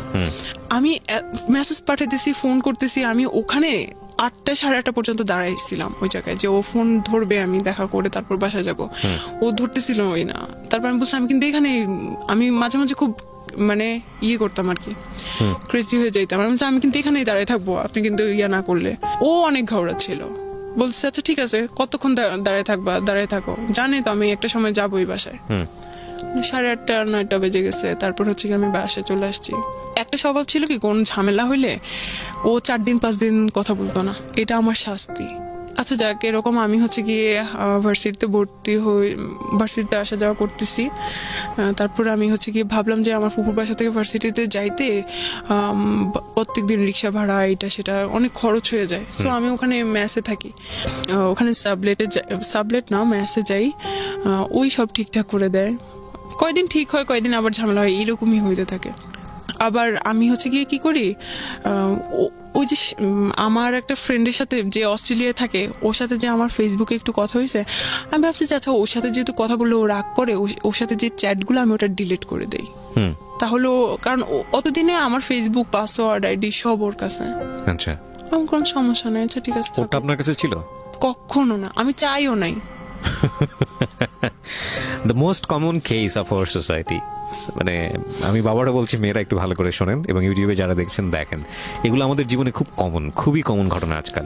কিন্তু এগুলোর পরিণতি ভালো হয় না, এবং খুব আনফর্চুনেটলি এই জিনিসগুলো আমরা বুঝে না বুঝে অতি ভালোবাসা দেখাতে গিয়ে এই জিনিসগুলো করে ফেলি। একটা জিনিস খেয়াল রাখবেন, যেই লাভের রেসপেক্ট নাই, যেই লাভে দুজনের প্রতি সম্মান নাই, স্যাক্রিফাইস নাই, ফিউচার নিয়ে চিন্তা নাই, শুধুই এই ধরনের অনৈতিক সম্পর্ক যেখানে ঘুরে ফিরে এবং ইন্টারেস্টটা যদি ক্লিয়ারলি বোঝা যায়, তাহলে সেখানে ডুবে থাকা হলো আফিম খেয়ে যেরকম মানুষ ঘোরের মধ্যে থাকে, বিষয়টা আসলে এরকম। এবং ডেফিনেটলি এটা মেয়েদের জায়গা থেকে খুব বেশি হয়। আফিমটা যতটা পাওয়ারফুল, তার চেয়ে তো কয়েকশো গুণ পাওয়ারফুল বোধ হয় তাদেরকে ইমোশনালি ব্ল্যাকমেইল করলে। ফাইন, ইমোশনালি আপনি তাদেরকে ব্ল্যাকমেইল করেন, they will do anything for you. কিন্তু এটা যে কত ভয়ঙ্কর হয় শেষ পর্যন্ত জীবনে এসে, হ্যাঁ, এবং এটা আসলে বোঝা উচিত। একটা মানুষকে আপনি যদি মনে করেন যে ফাইনালি এই মানুষটা আপনার জীবনের জন্য, তাহলে বিয়ের আগে যে সম্পর্কগুলো এক্সারসাইজ করা উচিত না, সেই সম্পর্কে কোনোভাবেই যাবেন না। এটা বিয়ের পরেরই সম্পর্ক। হ্যাঁ, যদিও আমাদের এই জিনিসগুলো এখন অনেক বেশি ইজি হয়ে গেছে, কমিউনিকেশন অনেক ইজি, ফোনের কারণে হোক বা যে কোনো কারণেই হোক, কারণ এগুলোর পরিণতি কিন্তু ভালো না, একদমই ভালো না। হ্যাঁ, যদি কোনো কারণেই বোঝেন যে আপনার প্রায়োরিটি এই ছেলেটার কাছে একটু কম, বা যাকে আপনি চিন্তা করছেন, আপনার এটা মনে করার কোনো কারণ নাই যে ছেলেটাকে ছাড়া আপনি বাঁচবেন না, বা এই মেয়েটাকে ছাড়া আপনি বাঁচবেন না। কারণ আল্লাহ হয়তো এর চাইতেও ভালো কাউকে না কাউকে আপনার জীবনে রেখেছেন। অ্যান্ড ডেফিনেটলি যেটা হয় আমাদের জীবনে, আমরা আসলে বুঝি না, আমরা আসলে বুঝতে চাই না, এত বেশি ইমোশনালি থাকি। ইমোশনাল এক ধরনের, এই জন্য হয়তো কেউ বলে যে emotion is one kind of drug, খুব পাওয়ারফুল ড্রাগ। মানে ওর মুখের উপর কথা বললে ধরে রাস্তাঘাটে ধরে একটা থাপ্পড় মারতো, ওগুলো কিন্তু এমনিতে মানে থাপ্পড় না, খুব জোরে সোরে। আপনি কি মনে করতেন যে হাজবেন্ড মেরেছে এই জায়গাটা জান্নাতে? না, আমি খুব মাঝে মাঝে হইতাম, আমি খুব ব্যথা পাইতাম, আমি কাঁদতাম, তারপরে আবার হয়ে যেতাম, ভালো লাগতো না আমার জিনিসটা। কিন্তু কি করব, আমি তো আমার হাজবেন্ড, কি করব? না, হাজবেন্ড হলে যে গায়ে হাত তুলতে পারবে বিষয়টা কিন্তু এরকম না। আমি তো এখন ছুটে পড়ে, হ্যাঁ। আপনার জায়গা থেকে কোনো ফল্ট ছিল কিনা? একটা যেটা হচ্ছে একটা মানুষ খুব আরাম করে মুখের উপর কথা বললে, আমি এখানে একটা কথা বলি সামিয়া, গায়ে হাত তোলার প্রসঙ্গটা কখন আসে? যখন আপনি নিজেও বুঝতে পারছেন যে না, ও যেটা চাচ্ছে সেটা আমি করতে পারছি না, বা ও বুঝতে পারছে যে না, এটা সমাধান হতে হবে না, কিন্তু আলটিমেটলি পেশি শক্তি এখানে সমাধান। তখন গায়ে হাত তোলা কিন্তু খুব তাড়াতাড়ি চলে আসে না একটা সম্পর্কের মধ্যে, এটা অনেকদিন যাওয়ার পরে গিয়ে এই জিনিসগুলো হয়। সো বোথ সাইড প্রবলেম ছিল ডেফিনেটলি, আপনার জায়গা থেকেও কিছু না কিছু প্রবলেম ছিল। হয়তো আমি মাঝে মাঝে ঘাবড়ানি করতাম, হ্যাঁ। না, কিন্তু এখানে আমরা এটা আমাদের অনুষ্ঠানের একটা সীমাবদ্ধতা। যখন কেউ গল্পটা বলতে আসে, সে নিজেকে ওই ফেরেশতার জায়গায় তুলনা করে, মানে আমার কোনো দোষ নাই। না না না, অবশ্যই ডেফিনেটলি কিছু না কিছু ফল্ট তো আপনার অবশ্যই আছে আপনার জায়গা থেকে, এবং সেই জায়গাটা থেকে আমার মনে হয় অনেক কিছু শেখারও আছে আমাদের। অবশ্যই আমার ফল্ট গুলাই আমি বলি। আমি হচ্ছে গিয়ে ওই ভিডিও, ওই হচ্ছে গিয়ে চ্যাট গুলো আমার ডিলিট করা উচিত হয় নাই, এই জন্য সন্দেহটা আরো বেড়ে গেছে। ডেফিনেটলি পারবে। আর আমি হচ্ছে কি মাঝে মাঝে ওকে সার্চ দিতাম। ফেসবুকের পাসওয়ার্ডটা দেওয়া উচিত হয় নাই কেন? মানে আমাকে একটু বলেন তো, এটা অনেকেই দেয়। আমি আসলে একটু ইন্টারাপ্ট করছি, বেশি চাইতেছিল, এখন সে সন্দেহ করছে, সে কারণে যাবে। আমি কিভাবে? আচ্ছা, আমাকে একটু বলেন তো খুব সহজ করে, আমি জানি না ইন্টারমিডিয়েটের ছেলেমেয়েদের এই জিনিসটা মাথায় আসে কিনা, একটা মানুষকে সন্দেহ করে কি আটকানো যায়? আমি যদি ধরেন, মানে কেউ যদি, আপনার বয়ফ্রেন্ড যদি আপনাকে সন্দেহ করে, বা আপনার হাজবেন্ড যদি আপনাকে সন্দেহ করে, আপনাকে আটকাইতে পারবে? সন্দেহ করে একটা প্রুফ পেলো যে না, আপনার সঙ্গে অন্য একটা ছেলের রিলেশন আছে, তো সেটা কি সে কিভাবে আটকাবে?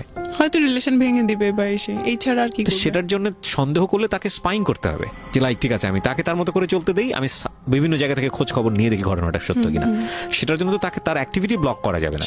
সেটাই। কিন্তু আমরা খুব আনফরচুনেটলি আমরা এই জিনিসগুলো করি, আমরা ওই ব্লক করার চেষ্টা করি, না এটা করতে পারবো না, না এটা করতে পারবো না, ওইটা করতে পারবো না। তো একজন মানুষকে সন্দেহ করলে এটা করা উচিত না। একজন মানুষকে যদি সন্দেহ করেন তাহলে আপনি স্পাইং করেন, যদিও সেটা করা উচিত না, কারণ সন্দেহটা আসলে এক ধরনের রোগ। আচ্ছা, তো এর মাঝে হচ্ছে কি আমি ফেসবুকে ওদেরকে সার্চ দেই। আমি ফেসবুকের অত কিছু জানতাম না, কিভাবে ওই এগুলা ডিলিট, মানে সার্চ হিস্টোরি ডিলিট করে, এই সে হ্যান দেন আছে, যাই হোক। তো এগুলাতে ও অনেক ক্ষেপ্ত, ওকে কেন আমি এখনো সার্চ দিচ্ছি এইগুলাতে। তো আমি সার্চ দিয়ে দেখতেছি আর কি, জাস্ট ওরা কি করতেছে বা এসে হ্যান তেন, ওইরকম কোনো ইন্টেনশন ছিল না। হ্যাঁ, এগুলাই আমার ভুল ছিল, আমার এটা করা উচিত হয়নি, এই জন্য এগুলা নিয়ে ঝামেলা হইতো। তারপরে আমি যদি আমার কোনো ফ্রেন্ডদের সাথে হচ্ছে কি 9টার পরে কথা বলতাম, এটাতে ঝামেলা হইতো। রাত 9টার পরে তুমি কেন কথা বলছো? হ্যাঁ, রাত 9টার পরে কেন আমি, এবার মেয়ে হোক ছেলে হোক। বুঝতে পেরেছি, মানে সুপার ইম্পোজ করে আর কি, নিজের কর্তৃত্ব। হ্যাঁ, তারপর আবার একদিন হয়েছে কি, ও আমাকে হচ্ছে গিয়ে ডাকছে, তো আমি বলছি যে না, আমি ততদিনে আমি বুঝতেছিলাম যে এটা গুনাই, এটা কিসের বিয়ে। ও ততদিনে হচ্ছে কি আমি ম্যাচ চেঞ্জ করে আমার বান্ধবীর সাথে থাকা শুরু করছি। আমার এক বান্ধবী আমার রুমমেট ছিল, ও দেখতো, ও এগুলোতে বিরক্ত হয়ে যায়, তো আমাকে অনেক বুঝাইতো কি করতেছিস, এটা কি মনে করিস এটা তোকে ভালোবাসে, এই হ্যান ত্যান। আমি তুই বুঝবি না। বলছে তুই এই ছেলেকে কিভাবে পছন্দ করলি, ওকে দেখতে কেমন দেখা যায়? আমি দেখ, আমি কিন্তু চেহারা দেখে ইয়া করি নাই, ও কিন্তু অনেক ভালো মনের মানুষ, এই সেই হ্যান ত্যান। তো ওদেরকে ওভাবে আমি চুপ করাই দিতাম। ওই ফ্রেন্ডটাকেও দেখতে পারতো না ও, আমার কোনো বান্ধবী বা ফ্রেন্ড তো ওর সাথে থাকার পরে তো আমি সব ফ্রেন্ডের বাদ দিয়ে দিছি, আমি কোনো ও বান্ধবীও দেখতে পারতো না। তো একদিন হচ্ছে কি আমি চাইছিলাম যে আমার কোনো বান্ধবীর সাথে যাইতে, কোথাও ঘুরতে যাইতে আর কি। তো ওকে বলছে আর কি যে আমি আজকে আসবো না। তো আচ্ছা ঠিক আছে, আইসো না, আর কখনোই আসা লাগবে না। একটু ইগোইস্টিক ছিল আর কি, ওইগুলা ওর ইগোতে হার্ট করতো। এরপরে হচ্ছে 8 মাস আমি আসলে স্পেসিফিক কারণটা হচ্ছে আমি মানে করতে পারতেছি না, যে 8 মাস হচ্ছে গিয়ে কোনো নাই, কিন্তু এই 8টা মাস আমি অনেক কাঁদতাম আর ওকে ফোন দিতাম, বারবারই পোক করতাম, প্লিজ আমি সরি এরকম বলতাম, ফিরে আসেন, তো হয়তো না। তারপরে হচ্ছে গিয়ে একদিন ও আমাকে বলে যে এর মাঝখানে ঝামেলা হইতেছে, তো আমি ওই ফ্রেন্ডের কাছ থেকে চলে এসে আরেকটা রুমমেটের সাথে থাকা শুরু করতেছি। তো ওই রুমমেটের সাথে ওর কাছে তো আমার সব ফেসবুক আইডি আছে, আমার ফেসবুক আইডি বা হচ্ছে কি পাসওয়ার্ড এগুলো আছে। তো হচ্ছে গিয়ে ও দেখতে পারে কে আমার রুমমেটের নাম কি হ্যান ত্যান। তো ও আমার রুমমেটকে ও রিকোয়েস্ট পাঠায়, বলে যে আমার নামে আমাকে ও অনেক ভালোবাসতো, ও হয়তো এগুলা প্রকাশ করতে পারছে না, অনেক সুখ দুঃখের কথা বলে। তো ও আমার রুমমেট আমাকে বলে যে আপু ও তো এরকম, উনি তো এরকম আমাকে মেসেজ দিয়েছেন, যাচ্ছে ঠিক আছে কথা বলে দেখো কি বলে। তারপর হচ্ছে তখন কিন্তু রিলেশনটা ভালো নাই। তারপর হচ্ছে গিয়ে আমি কোনোভাবে ওকে ছাড়তে চাচ্ছিলাম না, যে যাই হয়েছে ওর সাথেই থাকি। ওর সাথে একটা সময় আমি ওর রুমমেটের ল্যাপটপ থেকে ওকে মেসেজ দিতাম, ও কিন্তু এগুলো এখনো জানে না। আমি ওকে ছোট করতে চাই না, ও ছোট হয়ে যাবে। তারপরে হচ্ছে গিয়ে আমার রুমমেট বলতো আপনার মনে হয় ভালো করে ঘাটা উচিত, ওনার মনে হয় ক্যারেক্টারের প্রবলেম আছে এই সে। আমি তুমি অন্য সবকিছু বলতে পারো, এইটা বলতে পারো না, কারণ এইটা আমি বিশ্বাস করি না। ওটা আমি বিশ্বাসই করতাম না ওর কোনো মেইলি প্রবলেম আছে। তারপর হচ্ছে গিয়ে টুকটাক ফ্ল্যাটিং এখন শুরু হয়ে গেছে আমার রুমমেটের সাথে। তো একটা সময় আমার রুমমেট আমাকে হাইড করতেছিল, বলতেছিল যে ওই হয়তো ওকে বলে দিছে যে বইলো না। তো হয়েছে কি, আমি তখন চিন্তা করতাম ও আমাকে বলে না কেন, ওর ব্যাপারে কিছু কি অবস্থা, ওর কি হইলো। তারপরে আমার বিছানা থেকে ওর আমার রুমমেটের বিছানা দেখা যায়, ল্যাপটপটা এভাবে ক্লোজ। আমার আবার চোখে ভালোই মানে পাওয়ার আছে, আমি হচ্ছে বুঝতে পারি যে কোন চ্যাট বা এসে। আমি হচ্ছে গিয়ে ও আয়নার সামনে কিছু একটা করতেছে, আমি ওর মেসেজ আসছে, নোটিফিকেশনের সাউন্ড হচ্ছে, আমি দেখি যে ওর নাম। তারপরে আমি কিছু বলি না, আমি জাস্ট সময় দিচ্ছি দেখি ও কিছু বলে কিনা ওর ব্যাপারে। তখন আপনার সঙ্গে কোনো সম্পর্ক নাই? না, সম্পর্ক নাই বলতে আমি তো চাচ্ছি, কিন্তু ও আমাকে ইয়ে করে না, ইগনোর করে। ও চাচ্ছে না আমাকে, এরকম আর কি। তারপরে হচ্ছে গিয়ে কি পেলেন আপনি?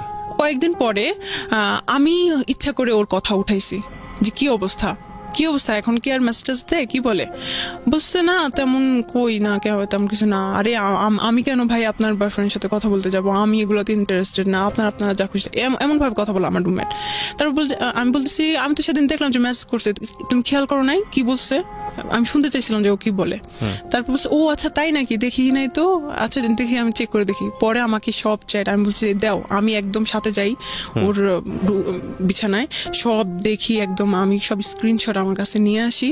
যেগুলো দেখি সেগুলো হচ্ছে গিয়ে ওর ফ্ল্যাটিং টাইপ, যেগুলো একদম কবি ভাব, কোনো মেয়ে হ্যাঁ ইচ্ছা করলে সবাই পড়ে যাবে।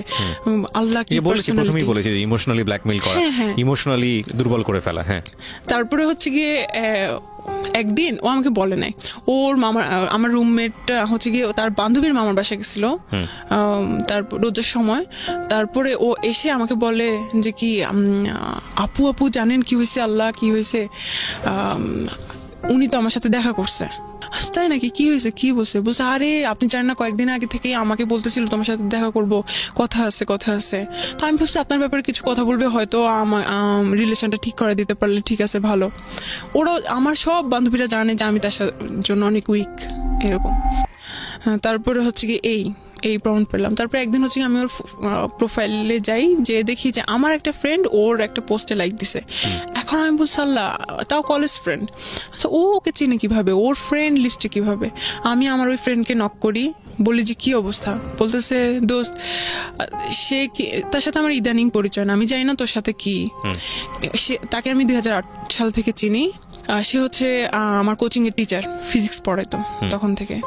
বাট তুই দেখ, সে আমার টিচার ঠিকই, তুই আমার প্রত্যেকটা প্রোফাইল যেগুলো সিঙ্গেল পিকচার, সেগুলোতে যে দেখ ও কি টাইপের কমেন্ট করে, এমন টাইপের কমেন্ট যেগুলো আমাকেও করতো, মানে বাহ, মানে অন্যরকম আর কি। তার একটা টিচার মানুষ, সে হচ্ছে তার স্টুডেন্টের ইয়েতে কেমন টাইপের ইয়ে করে। ইভেন আমাকে সে নক করে ফেসবুকে, সে সবসময় আমাকে বলতো যে ছেলেদের পোস্টে লাইক দিচ্ছ, তুমি একটা খারাপ, সে হ্যান দেন। কোথাও লাইক দিতাম, কিছু হয়েছে কি, আমি খারাপ, ফেসবুক ইউজ করা যাবে না, হ্যান না তার না। কিন্তু সে যে এগুলো আমি টাইম সহ দেখতেছিলাম, ততদিনে আমি ফেসবুকে অনেক কিছু জানি, টাইম কতদিন কিবার ও তো এইসব মেয়েদের সাথে ফ্লার্টিং করে আসছিল। ফাইন্ড আউট করে লাভটা কি? আপনি ফাইন্ড আউট করে, ও তো আপনাকে বলে দিয়েছে যে সে আপনাকে আর চায় না, তারপরে ফাইন্ড আউট কেন করছিলেন? ফাইন্ড আউট করতেছিলাম এই জন্য যাতে আমার সুবিধা হয় ওকে হেট করতে, আমি যাতে এনার্জি পাই। You got all those things find out করার পর আপনি পেলেন ওকে হেট করার মতো। তারপরে কি হলো? তারপরেও আমি ওকে ফোন দিছিলাম একদিন, ফোন দিয়ে আমি জানি এটাই হয় আসলে। হ্যাঁ, আমি কোনোভাবেই চাচ্ছিলাম না। তো এসে আমাকে বলে, দেখবো তুমি আমাকে কত ভালোবাসো, তোমাকে 4 বছর টাইম দিলাম, তুমি বিসিএস ক্যাডার হবা, ঠিক আছে, বিসিএস ক্যাডার হয়ে তারপরে আমাকে বিয়ে করতে আসবা। তো আমি বলছি এই 4 বছরে তুমি আমার সাথে কোনো কন্ট্যাক্ট করবে না। তো আমি কন্ট্যাক্ট যদি না করি আমি কিভাবে জানবো আপনি অন্য মেয়েকে, আপনার গার্লফ্রেন্ড হয়ে গেছে কিনা বা এসে হয়ে গেছে, কিভাবে জানবো? সেটা পরে দেখা যাবে, পরে আসলেই জানতে পারবো, 4 বছর পরে। আগে বিসিএস ক্যাডার হও, তারপরে। আমার কখনো ইচ্ছা ছিল না বিসিএস পরীক্ষা দেওয়ার, কারণ আমি ইঞ্জিনিয়ারিং এ পড়ি, আমার বিসিএস এর প্রতি ইন্টারেস্ট ছিল না। তারপর আমি বলছি আচ্ছা ঠিক আছে, আমি ওই কন্ডিশনেও আমি রাজি হয়ে গেছিলাম, কারণ আমি কোনোভাবেই ওকে হাতছাড়া করতে চাইছিলাম না। আমি পড়াশোনা নেটে সার্চ দিতেছিলাম কি আছে, কোথায় কি, এভরিথিং সেই রকম বিসিএস এর প্রিপারেশন নেওয়া শুরু করছি। আমার বাবা মা এদিকে আমাকে ফোন দিছিল, তারা ঢাকায় আসতেছে, আমাকে কোনো একটা ছেলে দেখতে আসতেছে, সুইডেনে থাকে। তারপর হচ্ছে গিয়ে আমি গেলাম, এমন অবস্থা বাসায় মনে হয় যেন আজকে বিয়ে হয়ে যাচ্ছে, এরকম একটা অবস্থা। বাসায় সবাই খুব এক্সাইটেড। ওই ছেলের সাথে আমার যখন কথা হইলো, একটা রুমে আমাদেরকে পার্সোনালি কথা বলতে দিল। আমি খুব নার্ভাস ছিলাম, আমি শুধু হ্যাঁ না করতেছিলাম। ওই ছেলেটাকে খুব পজিটিভ মনে হয়েছিল আমার ব্যাপারে। তারপরে হচ্ছে গিয়ে বলতেছিল দেখা হবে, ওই ছেলেটা আমাকে বলতেছিল দেখা হবে ইনশাল্লাহ, এটা বলে চলে গেছে। কিন্তু ওই ছেলেটাকে আমার ফুফুর পছন্দ হয় নাই, কারণ ছেলেটা একটু বয়স্ক ছিল, হেলদি টেলদি ছিল, আমার সাথে তাকে যাচ্ছিল না। তো বুঝতে কি পাগল হয়ে গেছে, মেয়ের লাইফটা নষ্ট করে দিবে, বেশি হ্যান অনেক ভালো আসবে ইনশাল্লাহ। তো কোনোভাবে ফ্যামিলি থেকে মানা করে দিল। কিন্তু আমি যে ওইটা ফেস করার পরে, এটা আমার লাইফের ফার্স্ট প্রপোজাল ফ্যামিলি থেকে। আমি বাসায় যাওয়ার আমার মেসেজ যাওয়ার পর আমি অনেক চিন্তা করলাম যে আমার বাবা আমার জন্য ছেলে দেখতেছে, সুইডেন থেকে শুরু করছে, তার অনেক টাকা বেতন, সে কিন্তু অনেক এস্টাবলিশ। আর সে তো আমার গায়ে হাত দেওয়ার সাহস পাবে না, আমার বাবা হাত ভেঙে ফেলবে ওর, বা ফ্যামিলি থেকে একটা ইয়া নিবে। আর আমি যাকে পছন্দ করি, আমি এভাবে ইগনোর হচ্ছি, আমার ভালোবাসার মূল্য তার কাছে নাই। আমি কোথায় আছি, কি করতেছি আমি, এই ধরনের আমি চিন্তা করতেছিলাম। আমি খুব একটা এনার্জি পাইছি ওই জায়গা থেকে। তো আমি ওকে ফোন দিই, ফোন দিয়ে বলতেছি আমি আপনাকে আর ফোন দিব না, আমি আপনাকে আর ডিস্টার্ব করবো না, আপনি আপনার মতো থাকেন। এটা বলার পরে সে হাসছে, কারণ আমি এরকম অনেকবার বলছি যে আমি আপনাকে ফোন দিব না, তারপরেও ফোন দিছি। তো আমি বলছি আচ্ছা ঠিক আছে, আপনি হাসেন আর যাই করেন, এটাই হচ্ছে লাস্ট ফোন। এখানে একটা কথা বলি, আপনাদের মধ্যে কি এমন কোনো কিছু ছিল যেটা তারা তাকে আপনাকে ব্ল্যাকমেইল করতে পারতো? সরি, আমি এটা স্কিপ করে গেছি। হ্যাঁ, ও হচ্ছে, ওর কাছে আমার 2টা ভিডিও আছে। একটা ভিডিও হচ্ছে গিয়ে খুব অ্যাবনর্মাল, আমি কাঁদতেছিলাম যে আমি সরি, আমি এরকম করবো না, আমি আর ওকে সার্চ দিব না, এদেরকে আর সার্চ দিব না। আর হি ওয়াজ রেপিং মি। এটা ভিডিও করেছে, এটার ভিডিও করছে, এটা ফার্স্ট ভিডিও করছে। বলতেছে আমি এগুলার কাছে দাঁড়ায় না, আমি এগুলো পছন্দ করি না, কিন্তু আমার মনে হয় এখন করা উচিত। ও এটা বলতেছিল, আমি যাই হোক। তারপর এটা ছিল ফার্স্ট পার্ট। আমি জানি, আমি তখন বিশ্বাস করছিলাম ওগুলো ডিলিট করে দিবে, কারণ আমি ওকে অনেক বিশ্বাস করতাম। আচ্ছা, তারপর সেকেন্ড পার্ট? সেকেন্ড হচ্ছে গিয়ে ও আরেকটা ভিডিও করছিল, সেটা নর্মাল। এটা আপনার সম্মতি ছিল? আমার সম্মতি ছিল, কারণ ওকে একবার তো করছিলই। তারপর বলছে যে এগুলো কিছুই হবে না, এগুলো আমি এমনিতে রেখে দিব। তো আপনি বলেননি যে তুমি এগুলো ডিলিট করে দাও? এবং এগুলো নিয়ে বাংলাদেশে যে পরিমাণ সোশ্যালি যেগুলো একটা ভয়ঙ্কর রকমের ক্রাইম, লাস্ট ফোন কনভারসেশনে কি ছিল? এর মধ্যে যখন ওই যে 8 মাসে আমাদের ব্রেকআপ ছিল, তখনই আমি বলছিলাম প্লিজ এগুলো ডিলিট করে দাও। যদি আমার যদি বিয়ে হয়ে যায়, আমার হাজবেন্ড জানবে যে আমার বউ এরকম আছে, তখন তো এটা ইয়ে হবে। জানুক, এটার দাবিদার তো আমিও তো এটাতে রেসপন্স, আমিও এটাতে ইনভলভ, এটা আমার রাখার রাইট আছে। আমি যে তাহলে যেখানে সম্পর্কই নাই, যেখানে আপনি আমাকে চাচ্ছেনই না, সেখানে এগুলো রেখে লাভ কি আপনার?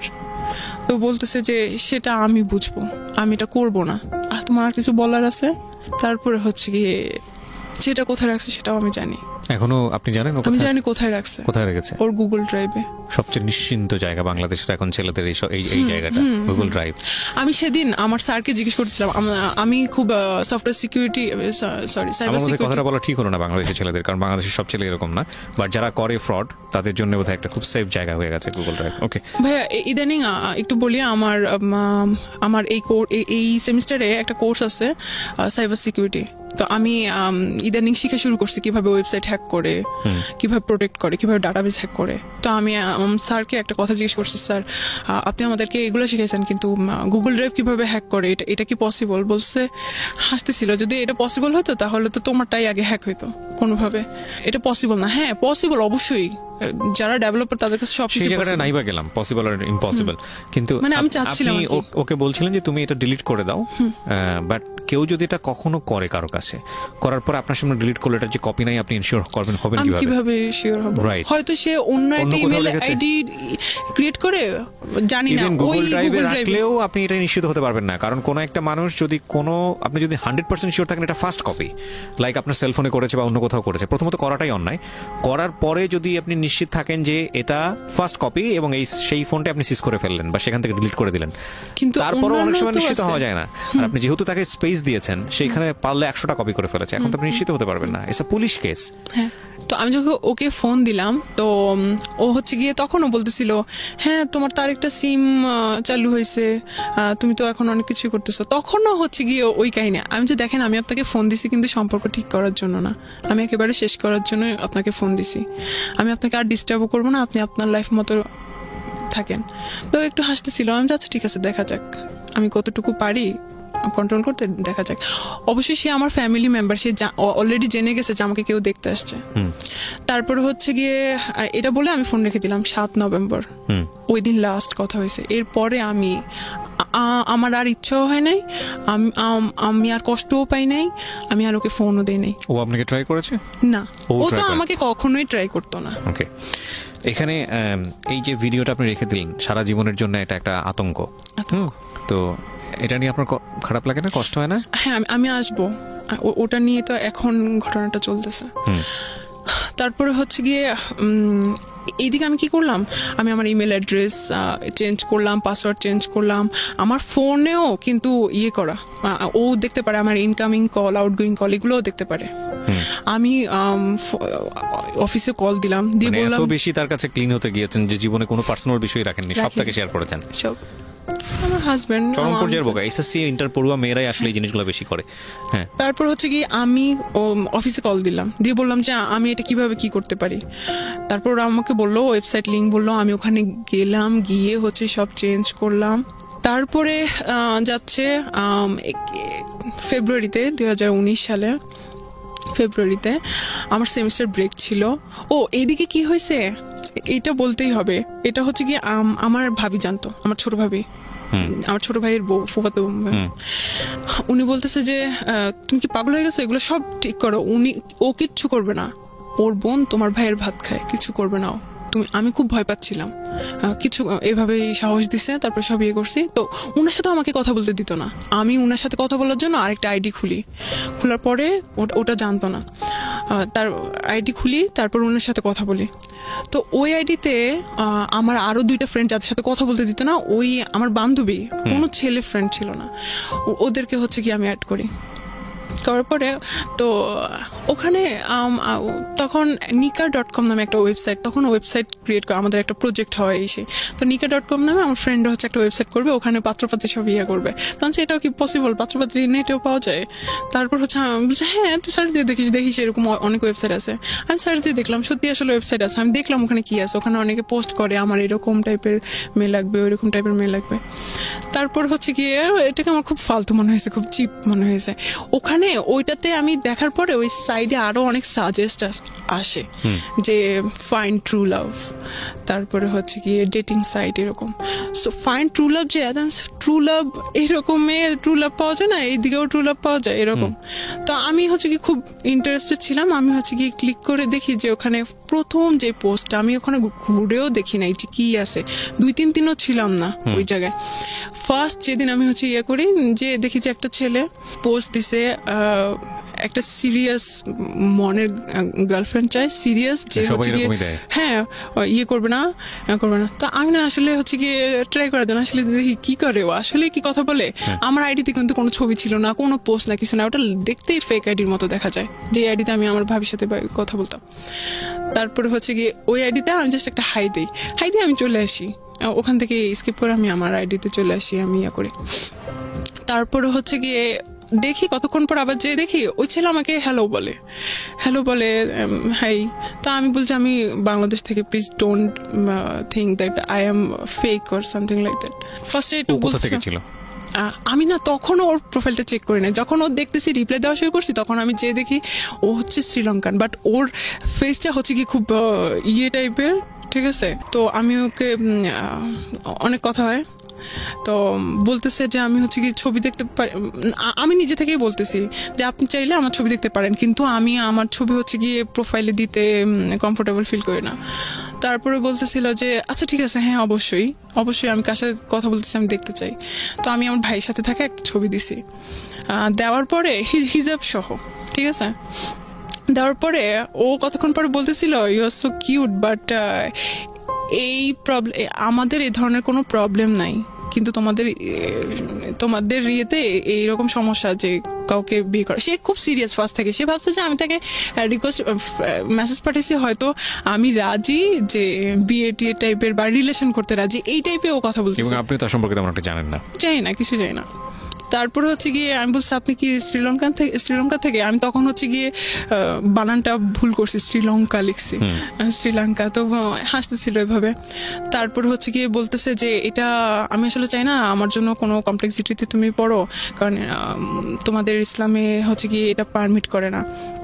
তো আমি বলতেছি যে আল্লাহ, তাই নাকি? আপনি মুসলমান না? আমি তখনও দেখি নাই, আমি প্রোফাইলে দেখতে পাচ্ছিলাম না। তার বলছে না আমি বুদ্ধিস্ট। তারপর আমি বলতেছি যে ও, আমি এটাকে কিছুই মনে করি না, কারণ আমি তাকে বিয়ে করতে যাচ্ছি নাকি। আমি বলতেছি যে হ্যাঁ সমস্যা নাই, you can stay with me as a friend.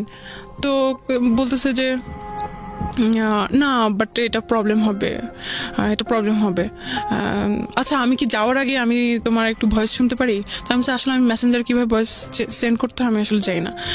So আপনার হোয়াটসঅ্যাপ থাকলে আমি হোয়াটসঅ্যাপে হচ্ছে গিয়ে ইয়ে করতে পারি। তো আমাকে হোয়াটসঅ্যাপ নাম্বার দেয়, আমি হোয়াটসঅ্যাপ নাম্বার দিই, হোয়াটসঅ্যাপে হচ্ছে গিয়ে আমি ভয়েস রেকর্ড পাঠাই। তো ও খুবই ইমপ্রেস আমার প্রতি ফার্স্ট থেকেই। মানে আমার আমার ভাইয়ের সাথে যে ছবি ওটা দেখেই নাকি খুব ইমপ্রেস আমার প্রতি। তারপর হচ্ছে কি বলতেছে খুব কষ্ট আফসোস হচ্ছিল আর কি ওর, যে আমি হয়তো ওকে রাখতে পারবো না ধর্মের কারণে, হয়তো ও চলে যাবে এরকম। তাই আমি আসলে হ্যাঁ এটা পসিবল। আমি তখন সিরিয়াস না, আমি এমনি বলতেছিলাম যে হ্যাঁ বিয়ে করা পসিবল যদি কেউ কনভার্ট করে। বলছে না আমি তো এটা কখনোই করবো না, আমি তো কনভার্ট কখনোই হব না। তো আমি বলছি তাইলে এটা পসিবল না, কারণ এটা এরকম কোনো সিস্টেম নাই। তো বলছে আসলে সিস্টেম নাই না, এটা হচ্ছে কি ও তো ওর ধর্মের মতো কথা বলে, তাই না? ও তো আর আমাদের ধর্মের ব্যাপারে তো জানে না। তো বলছে আসলে এটা মানুষের বানানো রুলস, এটা আসলে সিস্টেম না। তা আমি বলছি যে না মানুষের বানানো রুলস না, এটা হচ্ছে এরকম। তো বলছে যাই হোক আমি মনে করি যে ধর্মের কারণে ভালোবাসা ইয়ে করা এটা ঠিক না, হ্যান ত্যান। ওর মতো করে লজিক দিচ্ছিল। সেদিন হচ্ছে কি আমরা এরকম মানে কথা কাটাকাটি করতেছি সাইলেন্টলি, মানে সেরকম ফাইটিং না। একটা জিনিস খেয়াল রাখবেন এখানে, একটা বিষয় যে এলডিআর যেটাকে বলে লং ডিস্টেন্স রিলেশনশিপের ফিলিংসটা আরো অনেক বেশি দ্রুত দৌড়ায়। মানে দ্রুত দৌড়ায় বলছি আমি যেটা বোঝাচ্ছি যে আসলে একটা মানুষ পাশাপাশি আছে, তাকে দেখে ভালো লাগা, তাকে দেখে জীবনে নেয়া, এটার জন্য প্রচুর ইকুয়েশনের সময় হয়, এবং তারপরে কোনো একটা গুণ দেখে হয়তো তার প্রতি মানুষ ইমপ্রেস হয়। কিন্তু লং ডিস্টেন্স রিলেশনশিপে যেহেতু দেখা না দেখা, কাছে পাওয়া, এরকম অনেক বড় একটা দূরত্ব থাকে, তখন অদ্ভুতভাবেই এর সাইকোলজি নিয়ে যারা পড়াশোনা করেন তারা এই বিষয়গুলোকে খুব সুন্দর করে ব্যাখ্যা করতে পারবেন। বাট আমার কাছে যেটা মনে হয় যে আপনার কাউকে ভালো লাগার জন্য আপনার ভিতরে যেই সব ফিলিংস থাকা প্রয়োজন, সেই ফিলিংসগুলো নিয়ে যেই মানুষটার অবয়ব আপনার মধ্যে তৈরি হওয়া প্রয়োজন। লং ডিস্টেন্স রিলেশনশিপে এই জিনিসটা খুব দ্রুত হয়, অর্থাৎ আপনার মধ্যে মনে হতে শুরু করে যে না এই মানুষটা বোধহয় সব কিছু, আমি যেটা চাই সেই সব গুণের অধিকারী। এবং আমার মনে হয় যে মেয়ের ক্ষেত্রে সেটাও হয়েছে। জি, তারপরে কি হলো? তারপরে ভাই ও কোনোভাবে থাকতে রাজি না। আমি যাচ্ছি ঠিক আছে, আমার কি সমস্যা কি, আমি এখানে গেছি আমি দেখার জন্য, না হলে নাই। তো আমি বলতেছি যে আমি বারবার এটাই মেনশন করতেছিলাম যে আপনি ফ্রেন্ড হিসেবে থাকতে পারেন, আমার কোনো সমস্যা নেই। হ্যাঁ আমার অনেক হিন্দু ফ্রেন্ড আছে, ইভেন আমার সমস্যা নাই, অন্য ধর্মের ফ্রেন্ড থাকতেই পারে। সে বারবার এটাই বলতেছিল যে না আমি তোমাকে কোনো কমপ্লেক্সিটিতে ফালাতে চাই না, বিকজ সে নাকি মানে 5 বছর পরে কিছু একটা ফিল করতেছিল, যে এই ফিলিংসটা সে কখনোই পায় নাই, মানে আপনাকে দেখে। তারপর আমি জাস্ট ওকে একটা ভয়েস মেসেজ পাঠাই, সে আমাকে বলছে যে তোমার কি মনে হয়, তুমি কি এরকম কিছু ফিল করতে পারতেছো, বা তোমার কি মনে হয়? তাই আমি বলছি আমি জানি না, বাট আমি চাই, আমি আপনাকে যেতে দিতে চাই না, আপনি আমার সাথে ফ্রেন্ড হিসেবে থাকতে পারেন। একটু আমি জাস্ট ভয়েস মেসেজ পাঠাইছিলাম। তো ও এইটাকে এত পছন্দ করে এখন পর্যন্ত, বলতে তুমি কতটা অনেস্ট ছিলা, মানে চাওয়া মাত্রই দিয়ে দিয়েছো। হ্যাঁ যে যাইতে দিতে চায় না বা এরকম। ওটার পর থেকে নাকি ও আরো বেশি ফল করে। তারপরে হচ্ছে গিয়ে বলতেছে প্লিজ, নাকি ও বাংলা জানে না? না বাংলা জানে না, হিন্দি জানে, ইংলিশ জানে এরকম। তো বলতেছে যে আচ্ছা please let's make a plan, কিভাবে আমরা হচ্ছে কি একসাথে হতে পারি। তো আমি কিরকম প্ল্যান, আমি না খুব ইন্টারেস্টেড ছিলাম যে দেখি ও কিভাবে আমাকে ট্রিট করে। ও আমাকে জন্য এতই হয়ে গেছে, এত সিরিয়াস হয়ে গেছে, আমি অবাক হচ্ছিলাম। আমি আবারও একটু ইন্টারাপ্ট করছি, আজকে আমি বেশি ইন্টারাপ্ট করছি, ক্ষমা চেয়ে নিচ্ছি, এবং সেটার প্রয়োজন আছে বলেই। আজকের এই যে সিক্রেটসটা, পুরো সিক্রেটসটা এখানে রিভিল হচ্ছে। এখানে একটা কথা আমি আপনাদেরকে বলে নিই প্রিয় শ্রোতা, আজকের এই পুরো সিক্রেটসের মূল জায়গাটা হলো বিয়ে সম্পর্কিত জ্ঞান, যেটা আমাদের ফ্যামিলিতে আমাদের বাবা মা বা আমাদের সোসাইটিতে, আমাদের চারপাশে, আমাদের পরিবেশ থেকে আমরা আসলে বিয়ে বলতে যেটা বুঝি যে কারোর সঙ্গে কারো সংসার হওয়া, কিন্তু বিয়ের হওয়ার আগে বিয়ে পূর্ববর্তী যে বিষয়গুলো, বিয়ে নিয়ে জ্ঞান দেওয়া, প্রপার মানুষকে সিলেক্ট করা, কার সঙ্গে বিয়ে হতে পারে, বিয়ে হলে কি হয়, এই বিষয়গুলো নিয়ে যে জ্ঞান দেওয়া, পরিবার থেকে আসুক বা পরিবারের অন্যান্য সদস্যদের কাছ থেকে আসুক, যে সময় তাদেরকে এই জ্ঞানটা দেওয়া প্রয়োজন, সেটা না হলে কি হতে পারে একটা মেয়ের জীবনে কিংবা একটা ছেলের জীবনে, সেটাই হচ্ছে আজকের এই সিক্রেটসের মেসেজ। মূল জায়গাটা এতক্ষণে আপনারা হয়তো রিভিল করতে পারবেন, কারণ আরেকটা ভয়ানক রকমের ঘটনা যেটা ওর জীবনে ঘটেছে। আমি জানি না এটা রেজাল্ট কি, বাট আমাদের জায়গা থেকে এটা ভয়ানকই মনে হবে। ঠিক আছে, আমরা সেদিকে আগাতে চাই। জি বলেন। তারপর হচ্ছে কি একটা প্ল্যান মেক করা শুরু করছে। ইভেন এটা বলে যে আমার মনে হয় তোমার বাবা আমাকে পছন্দ করবে। তারপর নিজে থেকে সে নিজের দিতেছিল, সে কি করে না করে।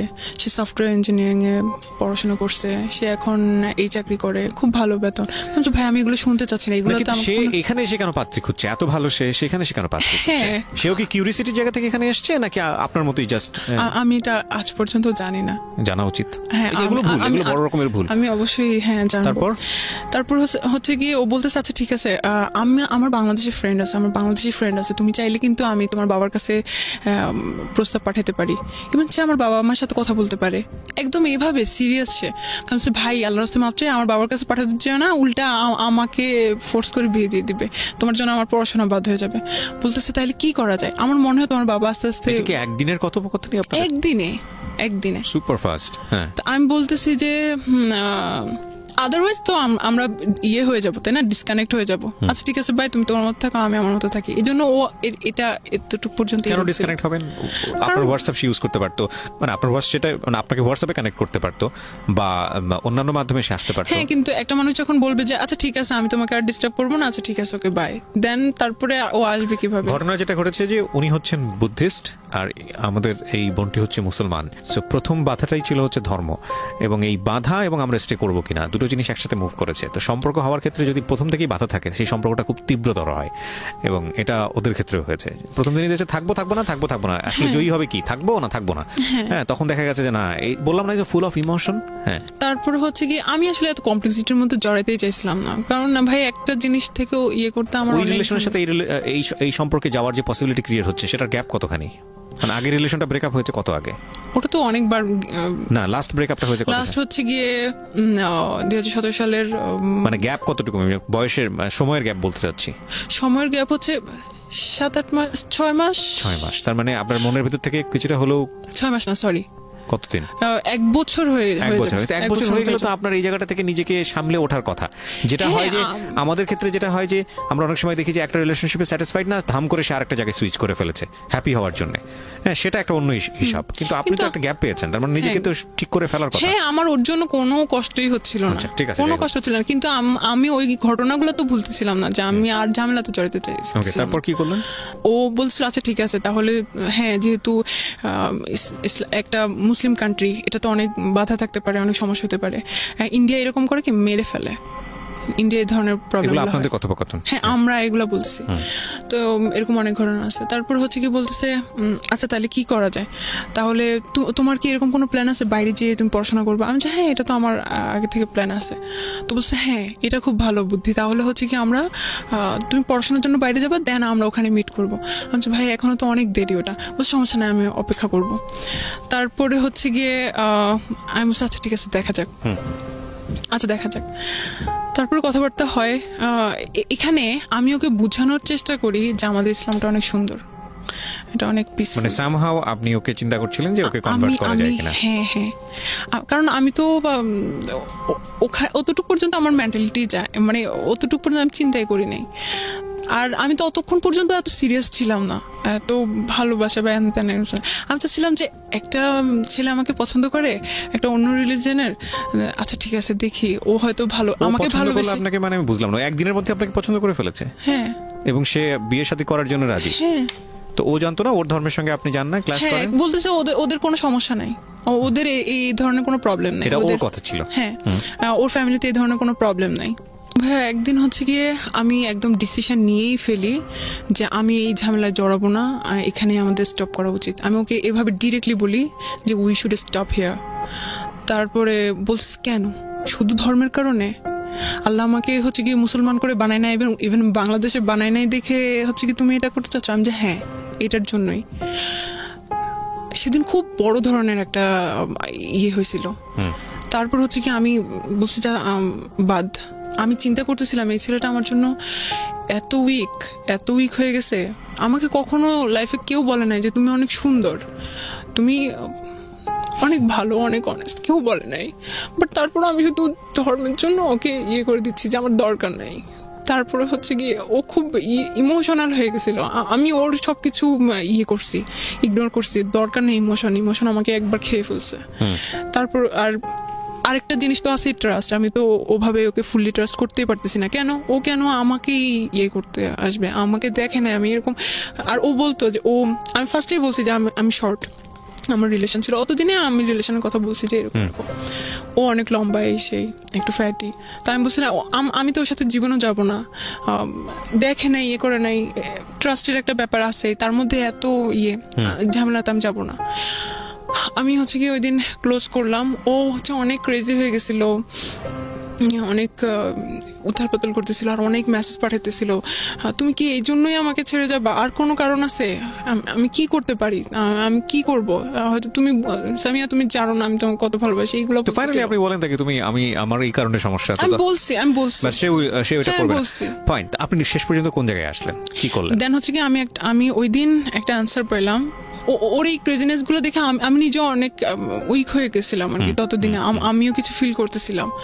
তারপর হচ্ছে কি আমি বলতেছিলাম যে নামাজ পড়লাম যাতে আমি একটা ভালো আনসার পাই। আমি কোরআন শরীফ পড়লাম। তারপর একটা সময় মনে হলো যে ও তো ওর কবরে শুবে, আমি তো অবশ্যই চেষ্টা করব, অবশ্যই আমার লাস্ট ব্রেথ পর্যন্ত। আর দোয়া করতে থাকবো আল্লাহ জানি ওকে হেদায়েত দেয়, কারণ হেদায়েতের মালিক আল্লাহ। আল্লাহ যদি না করে আমি কিছু করতে পারবো না। আর যদি না হয়, ওর জন্য শাস্তি পাবে, ওর কাজের জন্য শাস্তি পাবে, ওর কবরে। আর আমি আমার কাজের জন্য শাস্তি পাবো। মানে আপনি এটা এগ্রি করেই ঝাঁপ দিয়েছেন? হ্যাঁ। দেন আমি ওকে বললাম আচ্ছা ওকে ফাইন। হ্যাঁ। তারপরে আমি বলতেছি আচ্ছা ঠিক আছে, তাহলে এই যে আমরা ভিডিওতে কথা বলতেছি, আমি চিন্তা করলাম যে ভিডিও কলে যে আমরা কথা বলবো, আমি শুনছি অনেকে অনেক কাহিনী করে, সেই হানতেন অনেক খারাপ কথাবার্তা বলে। তো এগুলো করলে হয়তো আমার অবশ্যই আবার ইসলামে এটা জায়েজ গুনাহ হবে, বা একটা সিকিউরিটি বা সবকিছু। আমি বললাম আচ্ছা ঠিক আছে, যেহেতু বিয়ে করবোই ডিসিশন নিয়েছি, বিয়ে করে ফেলবো। তার কথা হচ্ছে গিয়ে আমি 6 মাস পরে, মানে 6 মাস ওর চাকরিতে 6 মাস কমপ্লিট হওয়ার পরে আসবে, কিন্তু ততদিনে হচ্ছে 3 মাস আর কি, মেতে এরকম ওর 6 মাস পূরণ হয়। তো বলছে তখন আসবো। আমি আচ্ছা ঠিক আছে, তখনই আমরা বিয়ে করবো। এখন বিয়ে যে করবো, এটা কিভাবে বিয়ে করব, কি করব, এগুলো সব আমরা হচ্ছে কি ও নেটে সার্চ দিতে থাকলো, আমি নেটে সার্চ দিতে থাকলাম কিভাবে কি করা যায়। তারপরে হচ্ছে কি এইদিকে বিয়ে করব, তো আমি ঠিক আছে বুঝলাম বিয়ে করবো, আমি ওকে বলছি। বাট একটা যে বিশ্বাসের জায়গা, ও যে আসলেই ভালো মানুষ, ও যে আসলে রিয়েল, এটা আমি বিশ্বাস করতে এত অন্ধবিশ্বাস করি নাই আর কি। তো ও আমাকে বারবার বলতেছিল প্লিজ পাসপোর্ট বানাও, কারণ তোমার বাবা যদি এটা কোনোভাবে জানে বা কিছু, কারণ বিপদ আপদে নাই, তোমাকে জোর করে বিয়ে দিয়ে দেবে, তখন আমার কি হবে? পাসপোর্ট বানাও, যাতে কোনো প্রবলেম হলে আমি ভিসা ঠিক করে তোমাকে নিয়ে আসতে পারি। তো আমি বলছিলাম আমি তো স্টুডেন্ট মানুষ, আমার বাবা সব কিছু, আমার এক্সট্রা কোনো টাকা থাকে না পাসপোর্টের জন্য। তখন হচ্ছে গিয়ে 3000 সামথিং আপনাকে পাঠিয়ে দিয়েছে এবং আপনি বিশ্বাস করে ফেলেছেন? না, ও আমাকে পাঠিয়ে দিচ্ছে, বলছে যে আচ্ছা ইমার্জেন্সিটা করতে। তো করলাম অনেক। হ্যাঁ, তখন একটু ট্রাস্ট ক্রিয়েট হয়েছে যে ছেলেটা আমার জন্য টাকা পাঠিয়েছে, এতদিন জানেন, একটু ক্রিয়েট হয়েছে, পুরোটা না। তারপর আবার মনে হলো যে হ্যাঁ ওর টাকা আছে, 9,000 আর 7-8,000 টাকা পাঠাইলেই কি ইয়ে হয় নাকি, হয়তো টাকা দিয়ে আমাকে কিনতে চাচ্ছে বা এসে, এগুলো তো আমি চিন্তাই করতেছিলামই। তারপরে আবার কি করছে, এখন আমি ওকে বলতেছিলাম আচ্ছা না, আমি একটা অত ইনডিটেইলে যাচ্ছি না। আমি একটা জিনিস একটু বলেন আমাকে, somehow you trust him, right? আপনি তাকে ট্রাস্ট করেছেন। বিয়েটা আপনারা করেছেন কি করেন নাই? হ্যাঁ, বিয়েটা করেছেন। কিভাবে করেছেন? আমরা হচ্ছে গিয়ে কোর্টে গিয়ে করেছেন? না, কোর্টে না, একটা লয়ারের কাছে গেছি, এইটা সম্পর্কে জানছি। তারপরে সে বলছে যে হ্যাঁ এরকম বাংলাদেশে একটা ব্রিটিশ অ্যাক্ট আছে 1872 অ্যাক্ট অনুযায়ী এটা করা যায়, যেটা আপনি আমাকে অফিয়ারে বলছিলেন, স্পেশাল ম্যারেজ অ্যাক্টে। ও বাংলাদেশে এসেছিল? হ্যাঁ, ও বাংলাদেশে আসছিল। বাংলাদেশে আসার আগে আমরা বিয়ে শপিং করছি, আমার যত ড্রিম ছিল সব পূরণ হয়ে করছি। ওকে সামিয়া, আপনি ওই বিষয়গুলোতে আমি যেতে চাচ্ছি না, কারণ মানুষ এখন অনেক কষ্ট পাবে আপনার কথা শুনে, হয়তো বা রাগ করবে, because we live in the society, আমাদের একটা ধর্ম আছে, আমাদের কিছু নিয়ম কানুন আছে। বাট আমি আবারও বলছি, সেটা হলো যে এটা সামিয়ার জীবনের গল্প, এবং সামিয়া যেটা করেছে সেটা এখানে এসে বলেছে, এবং এখান থেকে আপনার যা শেখার আপনি তাই বলবেন, তাই শিখবেন। সামিয়াকে জাস্টিফাই করা আমাদের অনুষ্ঠানের উদ্দেশ্য না। তবে লেসনটা কোথায়, যেটা আমি বলেছিলাম প্রথমেই, যে ফার্স্ট দেখেন, ফার্স্ট ঘটনাতেও হাজব্যান্ড বানিয়ে ফেললো বিয়ে ছাড়াই। সেকেন্ড ঘটনাতে দেখেন, সেকেন্ড ঘটনাতেও বিয়ের তো একটা ধর্মীয় বিধান, সেই ধর্মীয় বিধান অনুযায়ী আমি যতদূর জানি, আমার ক্ষুদ্র জ্ঞানে যতটুকু বলে, আমি বারবারই বলি ধর্ম বিষয়ে আমি কিছু বলতে গেলে আমি আসলে অতটা জানি না। একটা যে মানুষের জীবন চলাচলের পথে যতটুকু জানার প্রয়োজন, বা যতটুকু জানলে হয়তো চলা যায় টুকটাক, অতটুকুই হয়তো বা জানি, বা তার চেয়ে অনেক কম জানি। তো সেই জায়গা থেকে আমি যতটুকু জানি, আমাদের ধর্ম এটা পারমিট করে না, আমাদের ইসলাম ধর্ম এটা পারমিট করে না। প্রত্যেকটা ঘটনা ঘটানোর আগে এটা রেজাল্ট পজিটিভ হলে কি চিন্তা করা উচিত, পজিটিভ হলে আপনি কি করবেন সেটা চিন্তা করা উচিত, নেগেটিভ হলে কি করবেন সেটাও চিন্তা করা উচিত। এবং আমি যেটা বলছিলাম শেষে শুধু একটা কথাই বলতে চাই, প্রিয় শ্রোতা যারা শুনলেন, বাবা মায়ের জায়গা থেকে যারা শুনছেন, তাদেরকে বলবো, আপনাদের এটা সর্বোত্তম দায়িত্ব, সবচেয়ে প্রায়োরিটি দায়িত্ব, যে ছেলে মেয়ের যখনই মোটামুটি বয়স হবে, ওদেরকে বিয়ে এবং সংসার জিনিসটা কি এটা নিয়ে একটা ভালো জ্ঞান দেন, প্রতি মুহূর্তে শেখান, যাতে করে ওরা ভুল সিদ্ধান্ত না নেয়। এবং এটা খুবই জরুরি দায়িত্ব। একাডেমিক পড়াশোনা যতটা গুরুত্বপূর্ণ, তার চেয়েও ভয়ানক রকমের গুরুত্বপূর্ণ হচ্ছে এই বিষয়টা, খুবই গুরুত্বপূর্ণ। কারণ অনেক বড় বড় গ্র্যাজুয়েট আছেন যারা এই জীবনে এসে ভয়ঙ্কর রকমভাবে ভুল করে ফেলেন। এবং একই সাথে যারা আজকে টিনেজাররা শুনছো, শুধু একটা কথাই বলতে চাই, আমরা উইশ করি এই বোনটির জন্য ভালো থাকুক, কিন্তু আমরা এটা কখনোই বলবো না যে জীবনে এমন কোনো সিদ্ধান্ত নিও না বিয়ের ক্ষেত্রে যেখানে পরিবারকে ছাড়তে হয়, যেখানে ধর্মকে ছাড়তে হয়। কারণ বিয়েটা শুধু একটা মানুষের সাথে থাকার সিদ্ধান্ত না, ডেফিনেটলি নট। যদি দুই একটা ক্ষেত্রে এক্সেপশনাল হয়ে যায়, দ্যাট ইজ ডিফারেন্ট কেস, ওইটা নিয়ে এক্সেপশন কান বি এক্সাম্পল, কিন্তু এটা একটা ভয়ঙ্কর রকমের বাজে সিদ্ধান্ত। এবং এই সিদ্ধান্তে ধর্ম ছাড়িনি না, ডেফিনেটলি আমরা সেটাও বলছি না আপনাকে যে আপনি ধর্ম ছেড়েছেন, আমি সেটা বলিনি, বাট ধর্মীয় বিধিনিষেধ যেটা আছে সেটা আপনি অমান্য করেছেন। হ্যাঁ, তো সেই জায়গা থেকে আমি যেটা বলতে পারি সেটা হলো যে এমন কিছু করো না, এমন কোনোভাবেই করো না যাতে করে বিয়ের পরে এমন কোনো দিন আসে যেখানে তোমার কিছুই নেই, সাপোর্ট করার মতো কিছু নেই। এবং এই দিনগুলো আসে বিয়ের পরে, খুব আসে, প্রত্যেকের জীবনেই আসে। তখন মনে হয় আসলে কত বড় ভুল করেছি। আবারও বলি, তাওয়াক্কাল তু আলাল্লাহ, আমি আপনার জন্য দোয়া করি, আল্লাহ আপনাকে সৎ পথে পরিচালিত করুক। So thank you so much যারা আজকে শুনলেন। ডোন্ট বি ইমোশনাল ফুল, অন্তত বিয়ের ক্ষেত্রে, এটাই হচ্ছে lesson. Thank you so much.